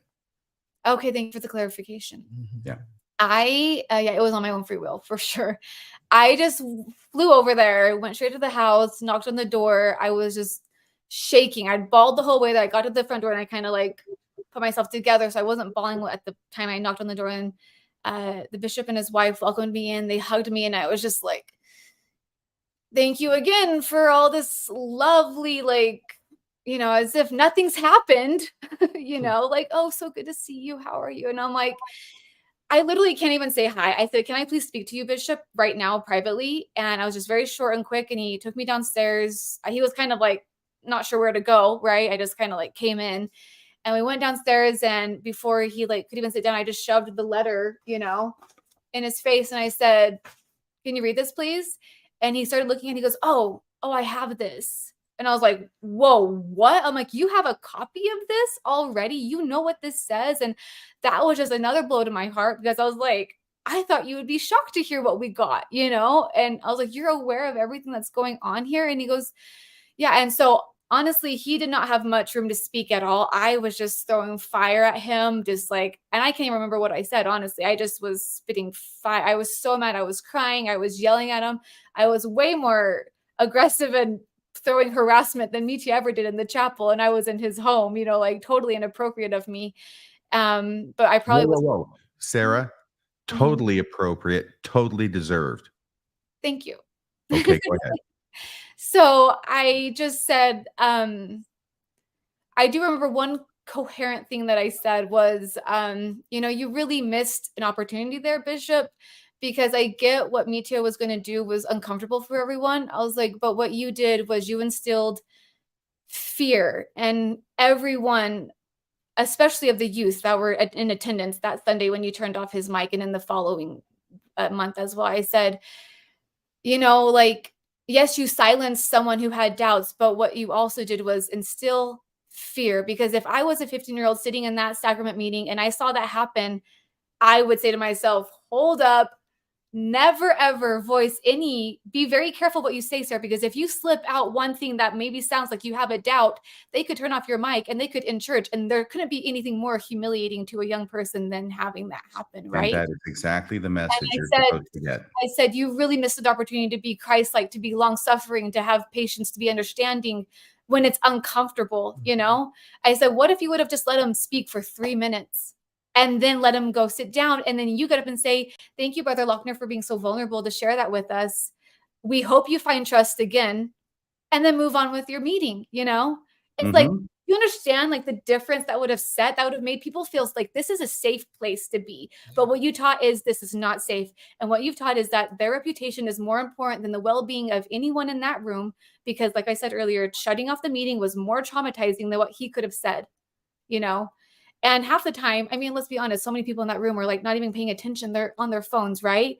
And so people start paying attention when you make a scene by cutting it off. So that was more of a like shift of faith for anyone, if you really look at it, you know, because we've had friends who we've reached out, or, you know, people we've talked to, and it maybe made them uncomfortable when we addressed it, but they were like, yeah, we kind of didn't really know what was going on, because, you know, they probably weren't paying attention, right? Until the phone or until the mic was turned off. But what is the bishop doing? What is he saying? Who? The bishop, while you're... Oh, he wasn't speak. I didn't let him speak. I was just going 100% all the time.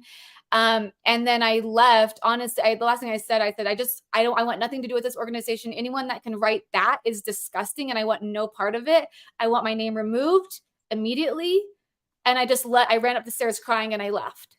And he later texted me and said, I know you're really upset, and I totally understand.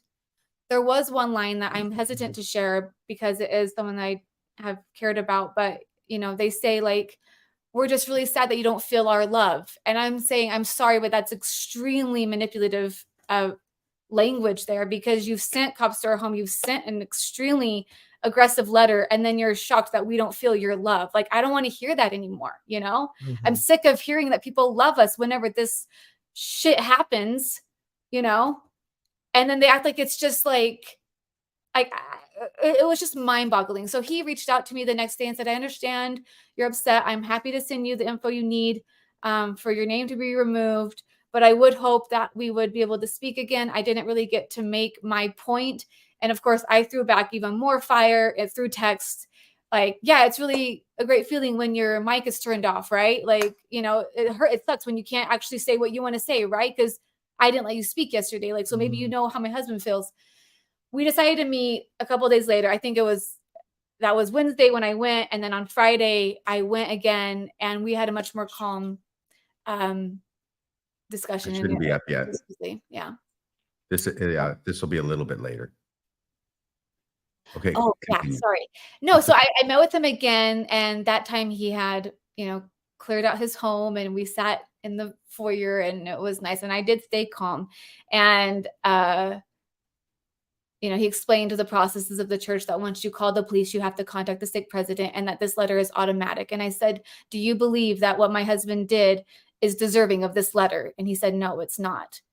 And I said, well, then what can we do? He's like, well, I'll do what I can to remove it. And I was like, I don't know if that's possible, but it got to the point where he's like, well, what if Mitya doesn't want me to do that? And I said, enough about what Mitya wants or what I want. And why wouldn't Mitya want to have it done anyways?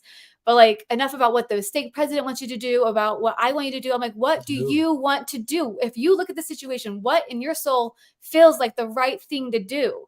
I said, this is where the church has failed me. It never taught me to have like critical thinking, or like even to trust myself. I had to always follow the book, like, stop following the book here. Like, this is not righteous, And anyways, so he said, well, Mitya never reached out to me regarding this letter. I'm like, he's not allowed to reach out to you regarding this letter. Have you read the letter?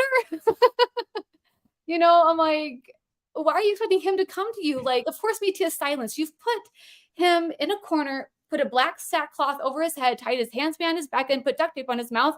And you're just keeping him there if he can't make a move anymore. And we're in freaking Utah County. What do you think this feels like to have this letter over your head in Utah County? And he goes, I can't even imagine. I said, yeah, you can't, And when I said, like, he can't contact you, he's like, oh, well, he could contact me. I'm like, no, you haven't read the letter. These are serious threats, like arrestment. Okay. Like, what are we supposed to do with this? There's no end date. Right. And it's not even in America. It's like worldwide. Even if we go back to Slovenia, good thing the church is small there. Right? So it was very heated, and it did end on a much better note. And but again, it's just sad. It's just sad ending, because there's really no like. Well, I wish it were the ending. Sarah, I really appreciate your sharing, how you felt and everything that happened there, because I know this it's not been an easy process for you. I know it hasn't been easy for Mitya either, but easier than for Sarah. Yeah, but it's not over yet, because last Thursday, by the way, I keep jumping from main point to main point. Let me know if there's anything I'm skipping over, okay?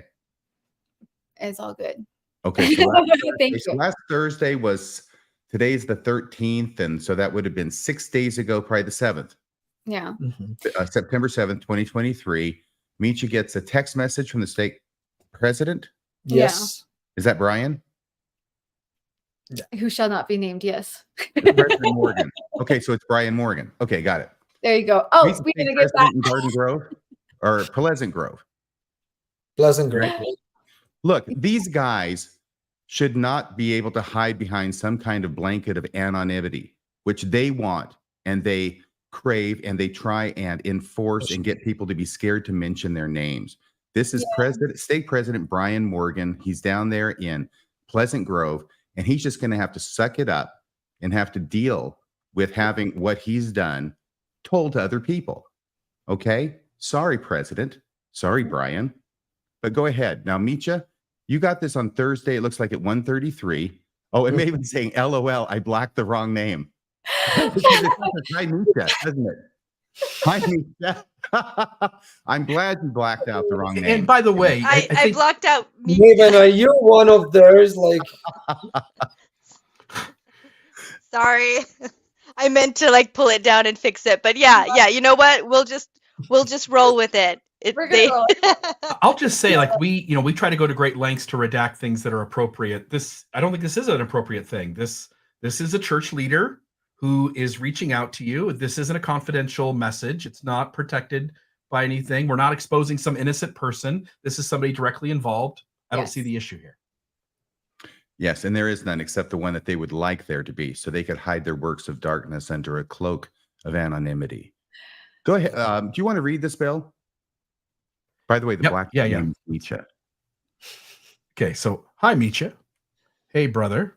It's President Morgan. I wondered if you would have time to just come in and visit with me on Sunday at 1 o'clock. Just you and me.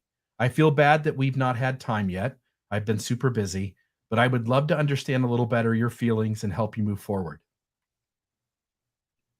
Oh, okay. So this is nice. So you responded, right, Misha? absolutely, I always do. Okay. Could you read your response? Yeah. Hi, President Morgan. You actually say Brian. Hi, Brian. Because I don't call him president. And I know. Yeah, Brian.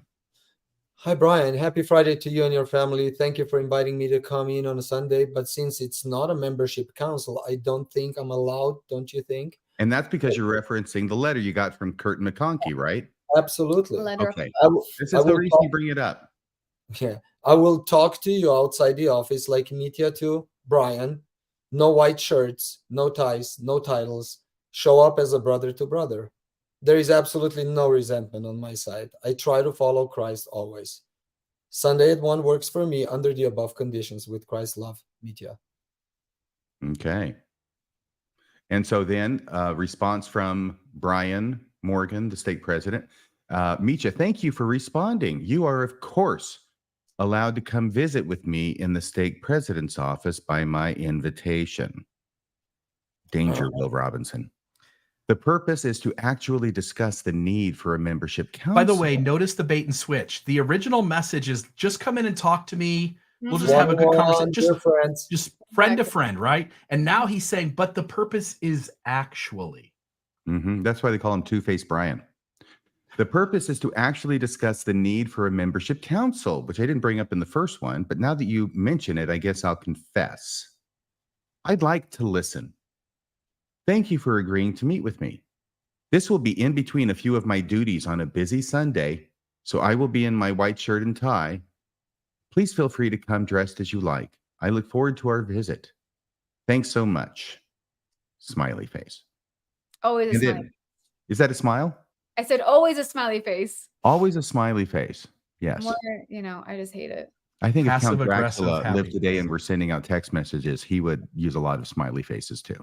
Do you want to read your response there, Misha? Thank you for clearing it up. So it is on the topic of my membership. I will joyfully attend. See you on Sunday. Right. And then you were sending this to me. You were sending this to everybody in the show production, me, Bill, Maven. And I saw this, and it was on Saturday, and I was just getting done in the middle of this podcast I was recording. And I saw this, and thank goodness I did, because I thought, wait a second, this is Saturday. You've already committed to going and seeing him on Sunday. And all the red lights and the alarms are sounding in my lawyer brain. And I did everything I could to get a hold of you, and I finally did. And I said, don't. Look, I said, you're your own guy, okay? You make your own decisions, but I'm telling you right now, don't. I don't think I wrote to you in the text. I don't think that they're really trying to set you up or anything underhanded like that. But the stake president does not have the power to modify the terms of this notice from Kirton McConkie. The stake president doesn't own the building. Kirton McConkie represents the people who do, or the guy who does. Yeah. So that's the thing. And the first thing that comes to my mind is, of course, as a criminal defense attorney, I've represented guys who are charged with violation of a no contact order. And as often as not, what happens is that the guy gets in some kind of fight with his wife or his girlfriend. There's a charge. There's a no contact order issued saying you can't have any contact. He has to stay outside the house or an apartment or something. And a few days goes by and the phone rings and the wife or the girlfriend is saying, honey, I miss you. Can you come back? Can we spend some time together? And the guy goes, oh, okay, everything's nice. And he goes back. Things go south and the cops get called. And then he gets arrested for violating the no contact order because the wife has no authority to modify a court order. Yeah. And the stake president has no authority to modify a notice from the church's lawyers. Yeah. So I was saying, I don't think they're trying to set you up, and 99 times out of 100, nothing happens, everything's fine, but you don't want to be that 1 out of 100. And Yeah. especially in the situation you're in where any contact with the law could endanger your citizenship status. And I just want to note, RFM, when you and I were talking this week about it, I thought when I was reading the letter, my impression was the exception for the letter, the exception for the no trespassing is to have the discussion about the membership council. Sounds like that's how you two understood it as well. But as RFM pointed out, that later paragraph says this does not. Your communicating about a membership council has nothing to do with the trespass order. That stays in effect regardless. Right. Can we put the letter up again just for a second?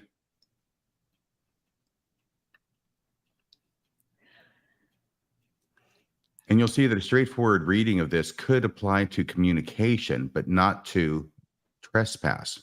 The middle paragraph. Yeah, they're reaching. Yeah, you want to read that, Bill? The only exception to the foregoing limitations is that the church leaders may reach out to you in the future to discuss a membership council. Their reaching out does not constitute permission for further correspondence, so the first part of the letter, nor does it negate the effects of this trespass, the second part of that first paragraph. Hence, it's still in effect, even though he wants to meet with you about the one thing that is the exception. Right. And he says, of course, as a stake president, I can, of course, invite you. And he may legitimately believe that, but he's wrong, legally speaking. Yeah. So you took the advice and you sent your stake president another text, correct? Correct. And we have that? Yeah. Misha, could you read that? Yes. Start off with I Brian. am letting you know I will not be coming in tomorrow. I have consulted my attorney who has advised me not to go on any church property unless advised in writing by KM, Kirton McConkie, that I may. As we both know, you have no authority over Kirton McConkie's decree. My home is always open for a place of discussion. And you sent that on Saturday? Yes. And what, if anything, has the stake president communicated in response? It's almost Thursday. I didn't get anything Nothing. back. So Nothing. zero. You went to the invitation to our home. Would have made some lemonade, Yeah. No, It's sad. It's zero response. So it is interesting. But he loves me and he misses me dearly. Oh, he's going to love you to death. I know. By the way, just so you both know, and I already mentioned this to Sarah, the next step is for 2 guys in ties and suits to show up on your doorstep with a nice piece of paper to hand to you, Misha. That will happen. And they're going to give you a piece of paper that's going to once again invite you to break this trespass notice that you've received. And if that happens, wouldn't that be interesting? Bill, I'm sorry, this is just hitting me as a legal issue.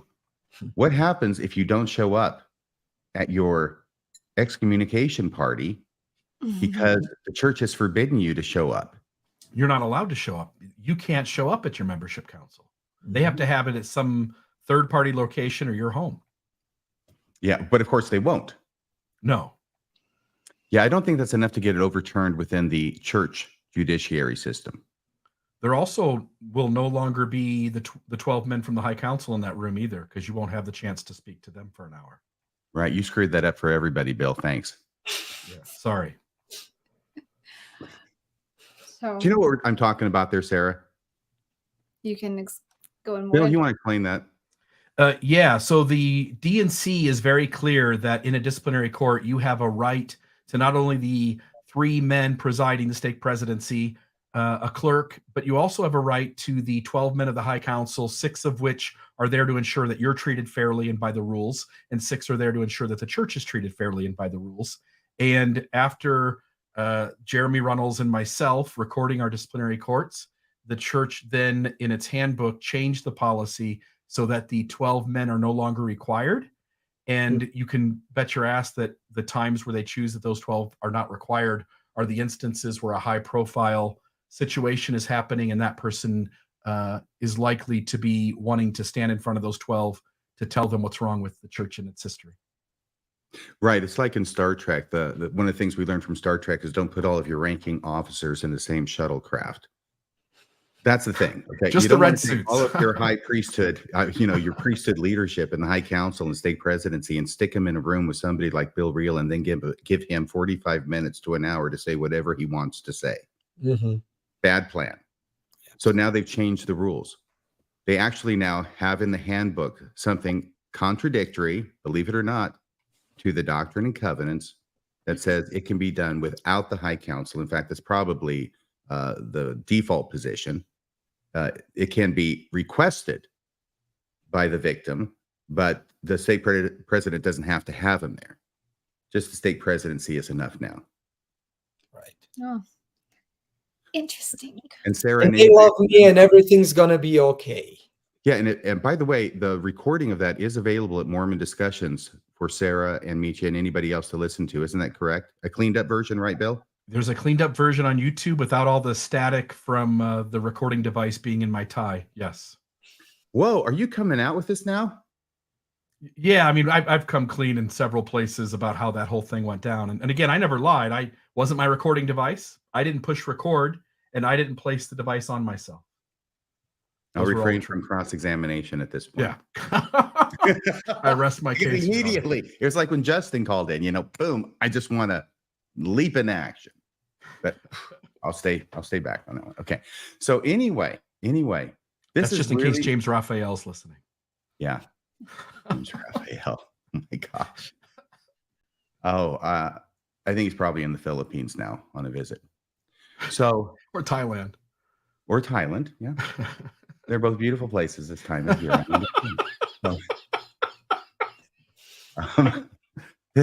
Sorry, it's a little inside baseball. Everybody in the audience gets it. We know about the If you listen to the last few episodes, you'll get it. But are there any things you'd like to say in closing? Because Micha, I think your trajectory is pretty well established. But what are you thinking? I want to give you a chance to speak to Micha. And Sarah, what are you thinking? Where are you going to go from here? I know it's kind of up in the air, but please take the chance now to have your closing statement on this whole issue. I don't know if I'll ever have a closing statement because it's just evolving all the time. But I just this whole experience has just been very exposing. Like if anyone could just, that whole cognitive dissonance or whatever that term is that we say that we just are denying the realities, slapping us in the face, receiving that letter kind of was just a huge blessing in disguise because it made it so clear all that I had been struggling with or like trying to figure out in my brain over the last 2 years, trying to figure out, these psychological side effects of, being brought up in this religion. This was like, you can't have something more physical than a letter with these words on it to show how the church ticks, the backbone of the church, and that all that I was feeling and fearing all this time was actually very, very true. And when I've reached out to loved ones, some are so supportive of us and some are so in denial that the church could even be behind that. They just really don't believe that it's even real. They think it's made up. And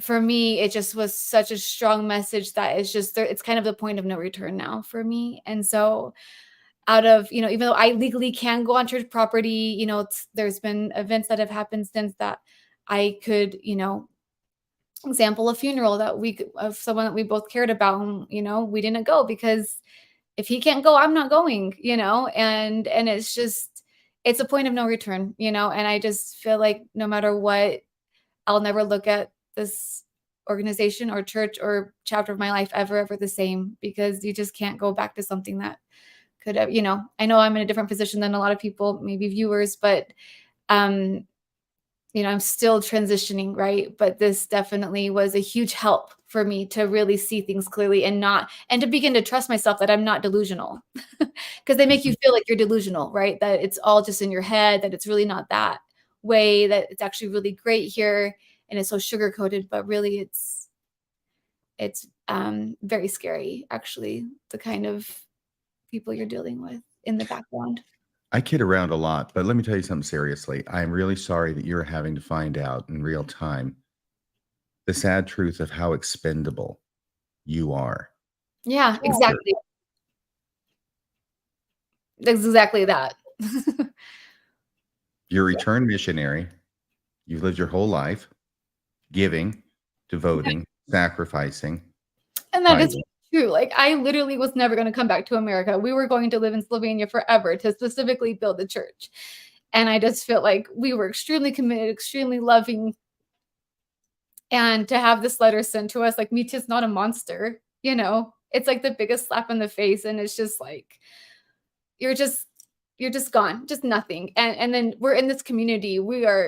People don't know how to treat us. People don't know how to react to us. We've lost friends. Who can we invite to our birthday parties for our kids? Like, it's like, do you understand what you've done to us in this community? You completely shut us out. And I just am so grateful for the people who have reached out to us in love and kindness and total courage to be curious enough to ask what the heck actually happened and to validate you. I can't tell you the few people have not actually, over the last 48 hours, number of people have reached out to me. Some I haven't talked to in maybe a decade, and their validation and kindness and support has meant so much, because you feel so alone, especially when you get this. And of course, loved ones, well, Mitya kind of asked for it, right? Like, no one asked for this letter. No one should get this letter, especially unless, okay, if you're doing like, I won't go over where serious things are, but obviously some things do validate this kind of talk and much worse, but like Mitya, no, right? And so it hurts to have people that we care about deeply still stand by the church and just quietly not acknowledge that this is an issue. It's really painful, actually. Yeah. So, well, we usually open phone lines at this point. Are you okay with that, with people calling? Because there may be some I people would want who to say something. Yeah, Mitya, go ahead, please. Yeah, because like the person that I'm most proud of is definitely Sarah. Like, what she went through in the last 2-3 years with me, because I started this journey. And no matter how I take it for my journey, we're husband and wife, we're mother and father. We're sealed forever in eternity, right? Like we had those hopes and beliefs, and once it starts going apart and Sarah gets hurt and she doesn't know how to position herself, of course, it's her DNA. It's way easier for me to step away and see it clearly, see it from the bird view, right? And look down but just what she went through, and it's not just us, it's the whole family, right? It's siblings, it's our parents. So I'm seriously proud, and we've never been stronger. That's how I feel. We've never been stronger in our marriage than now. Because if Christ is the Lord, and if he came and if he went to the cross for us, if I'm saying if, right? Then what is our job? Like, to accept what he brought. He brought the sword, right? He brought the feelings of being uncomfortable. That's what the gospel is all about. First, you need to be uncomfortable, right? And then you're going to start realizing what I have to change. But not this church. We did that, and we keep doing that, and we are stronger than ever, and we'll do what is right. We'll try to do what is right. I strongly believe we took the right path. We're addressing things that are wrong, and it's sad that we're at the point where we try to help people see, and we are there with our own example, but they have to go their own path, right? And it will take time for some, and some will wake up, and that's it. Time will tell. Yeah. Okay, Bill, can I read the phone number? It's 662, answering my own question in the affirmative. 662-667-6667. 662-667-6667. While people are calling, I just wanted to mention that the bishop said this letter goes out automatically. That was the word that you said he used, Sarah. I It don't want goes to be out quoted. automatically. This is not a one-off. And I have been in contact or contacted by another person who's received a letter that I think is identical to this. So this is what they're doing now. This is a matter of policy, that they're sending these out to people who are saying things that they don't want anybody else to hear. Yeah. So because of your behavior now, the church is saying you can't have contact with any church members. Now, they Yeah, didn't say members, but it's ambiguous enough to where, Exactly, though. yes, if you do, you're open to a whole lot of problems. And if it was me, right, I could go and just say, yeah, F you guys, I'll talk to whoever I want.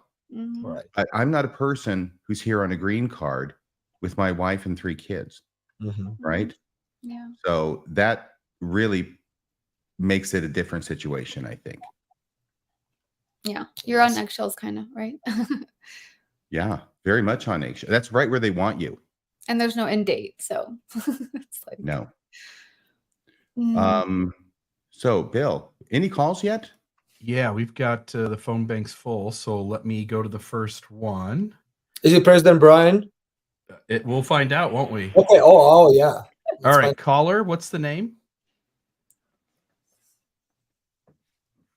G'day, Bill. It's Peter. How you doing? Great. Sweet. Can you guys heard that as well, right? Pele?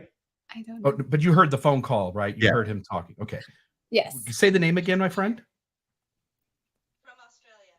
Peter from Australia. Australia. G'day, Bill. It's Peter. Peter, gotcha. Awesome. Go Thank ahead. you, Peter.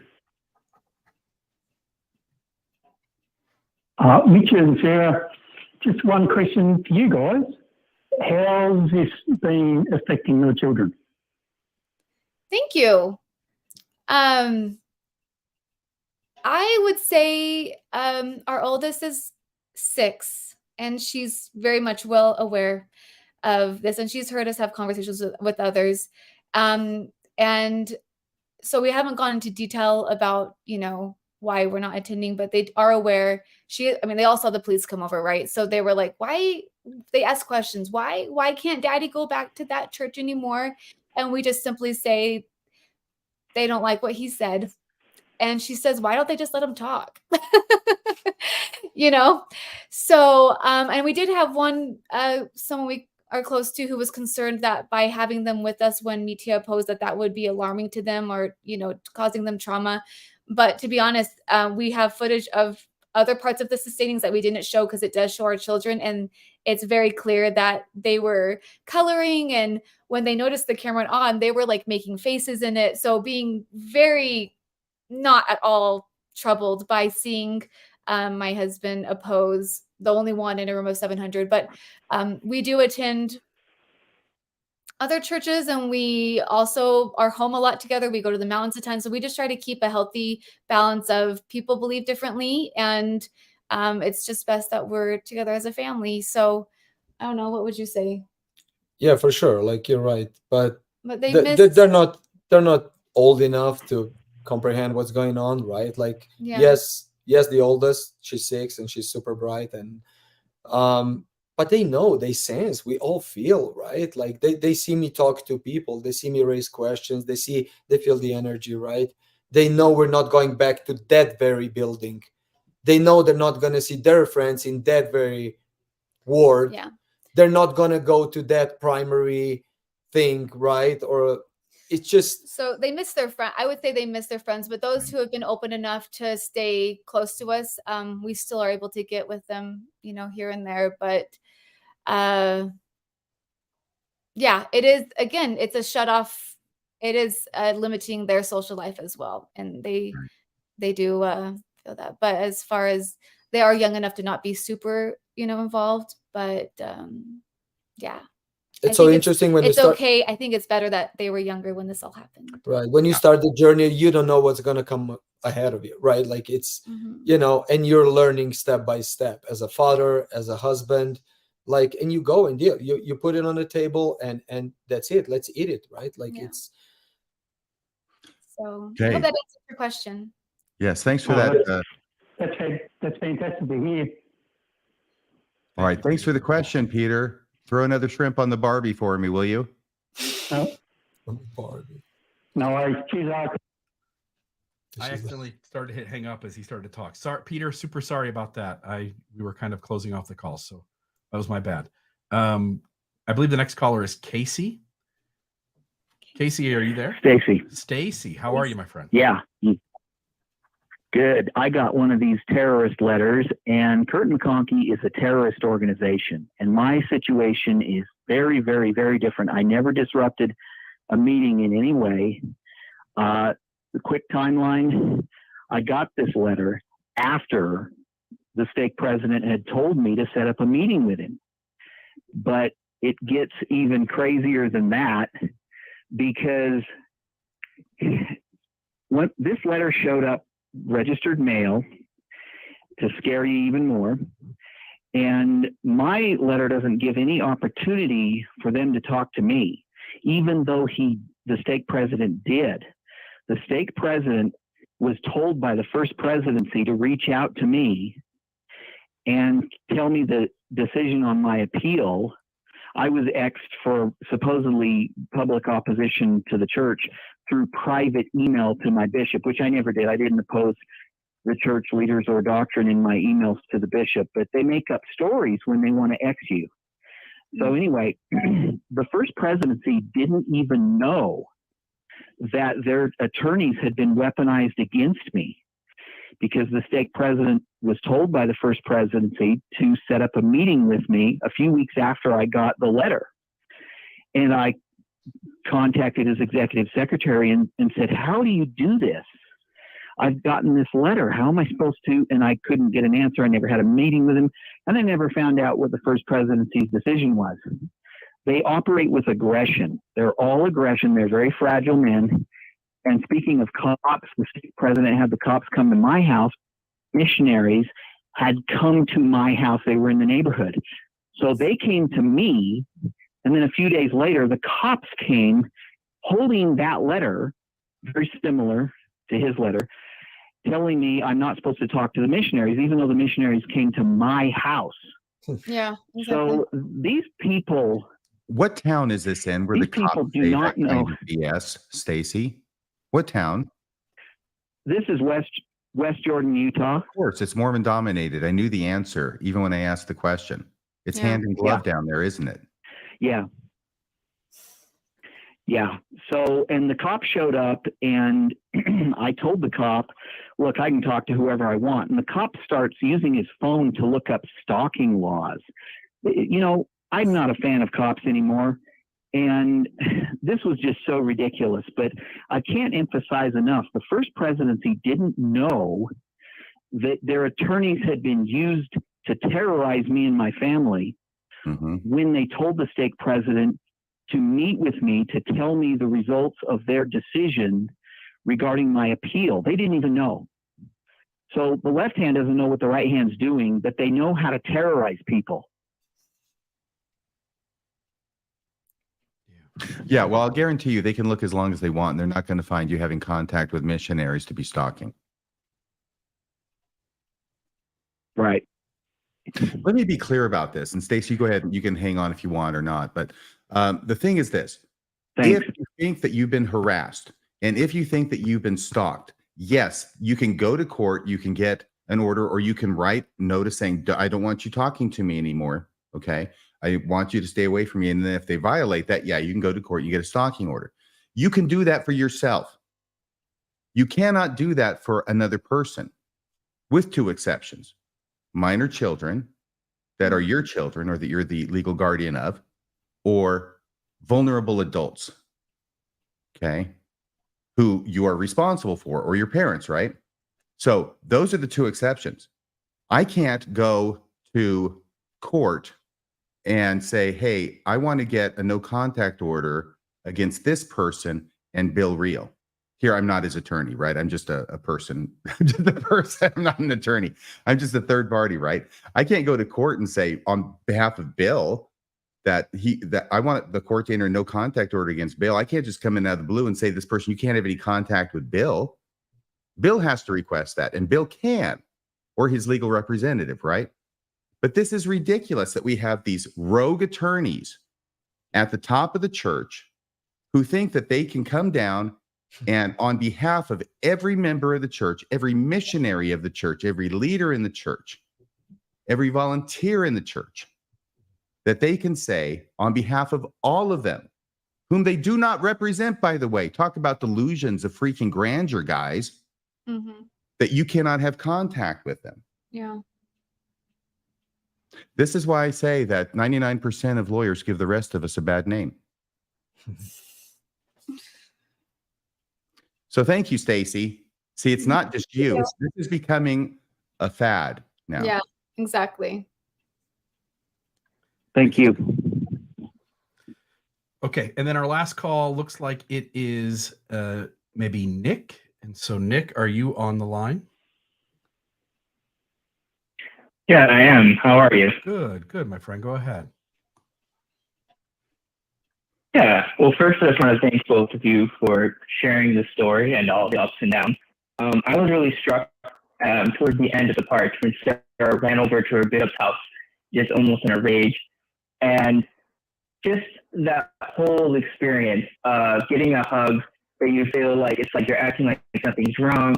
And then the whole discussion of, I'll do what I can and see what I can do about this letter that was sent. It's just protocol and hiding behind this handbook. That really has been my experience as I have left the church, is everyone wants to either act like there's nothing wrong at all, like you feel everything's really off, or the leadership hides behind the handbook and says, oh, well, there's nothing I can do, when you're just saying, well, what do you think is right? What should be done? Yes. And I was just wondering, this for everyone here, what is a healthy, mature response when you were treated this way? In my case, my family has been in church leadership for many years, and they will do the handbook response first, and the human response maybe doesn't even cross their mind sometimes. And what do we really do when that happens? What do we do when we're treated when people are hiding behind the handbook or just don't know how to respond? Well, what you described is the natural result of being on the short end of the passive aggressive stick. See, that's what happens when people treat you like that. You get confused. It's like, what's going on? I think Sarah did a great job of describing how it felt. Yeah, this passive aggressive stuff that Mormonism breeds like mold in a petri dish is the passive aggression among the members of the church. And they learn it from the leaders. So, because the leaders tell you can't be authentic. Okay. So you have to pretend to be someone you're not. And that someone that you're not is a church broke person.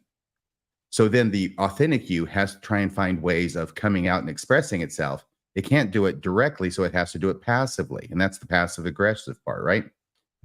So yeah, it's endemic in the church, I think. And I think this is a classic example. Now, Meech and Sarah and or Bill, did you have anything you wanted to say about what Nick said?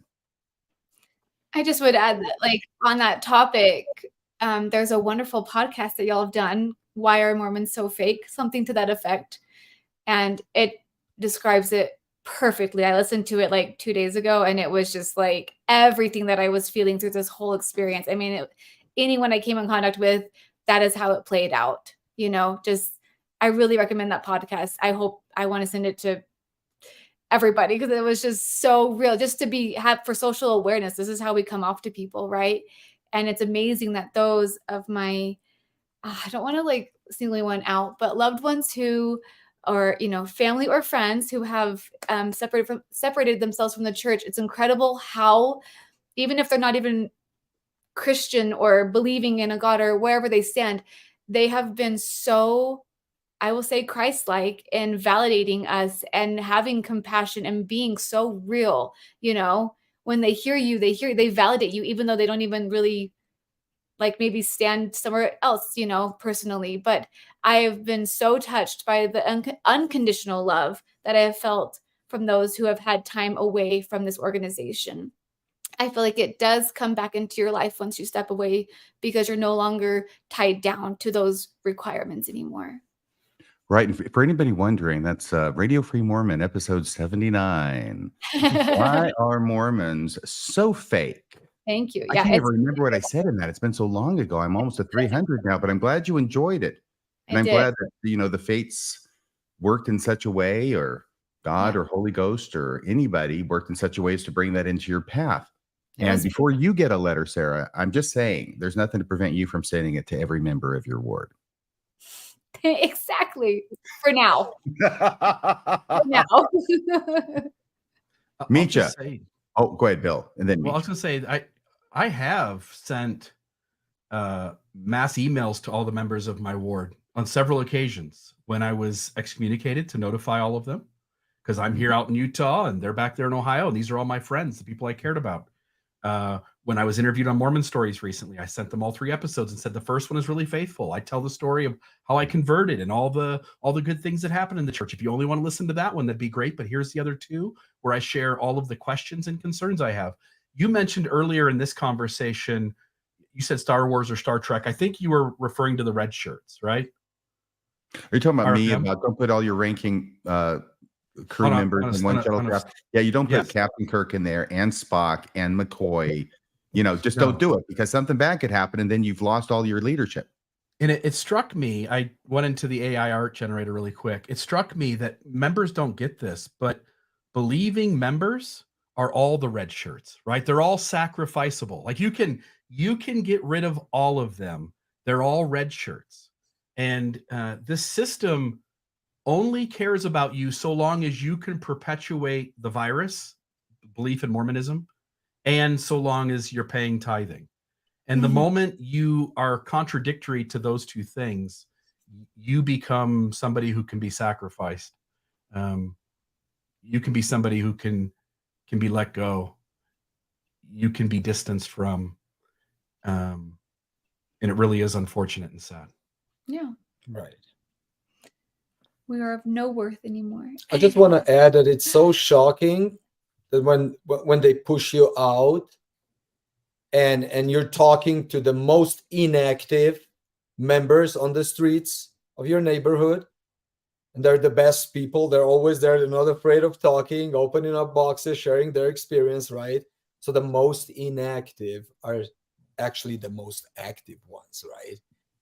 And then those active ones on the list with callings and shirts and ties and titles freeze. Yeah, they freeze. They disappear, just, right? It's got nothing to do with the gospel, right? Like it's in 1 second. That's how they're taught. That's how they're taught. There's a line from Steinbeck's, come on, the big one, the one everybody knows, Going Out to California. Help me. What's the name of the book? Is that The Grapes of Wrath? Thank you. The Grapes of Wrath.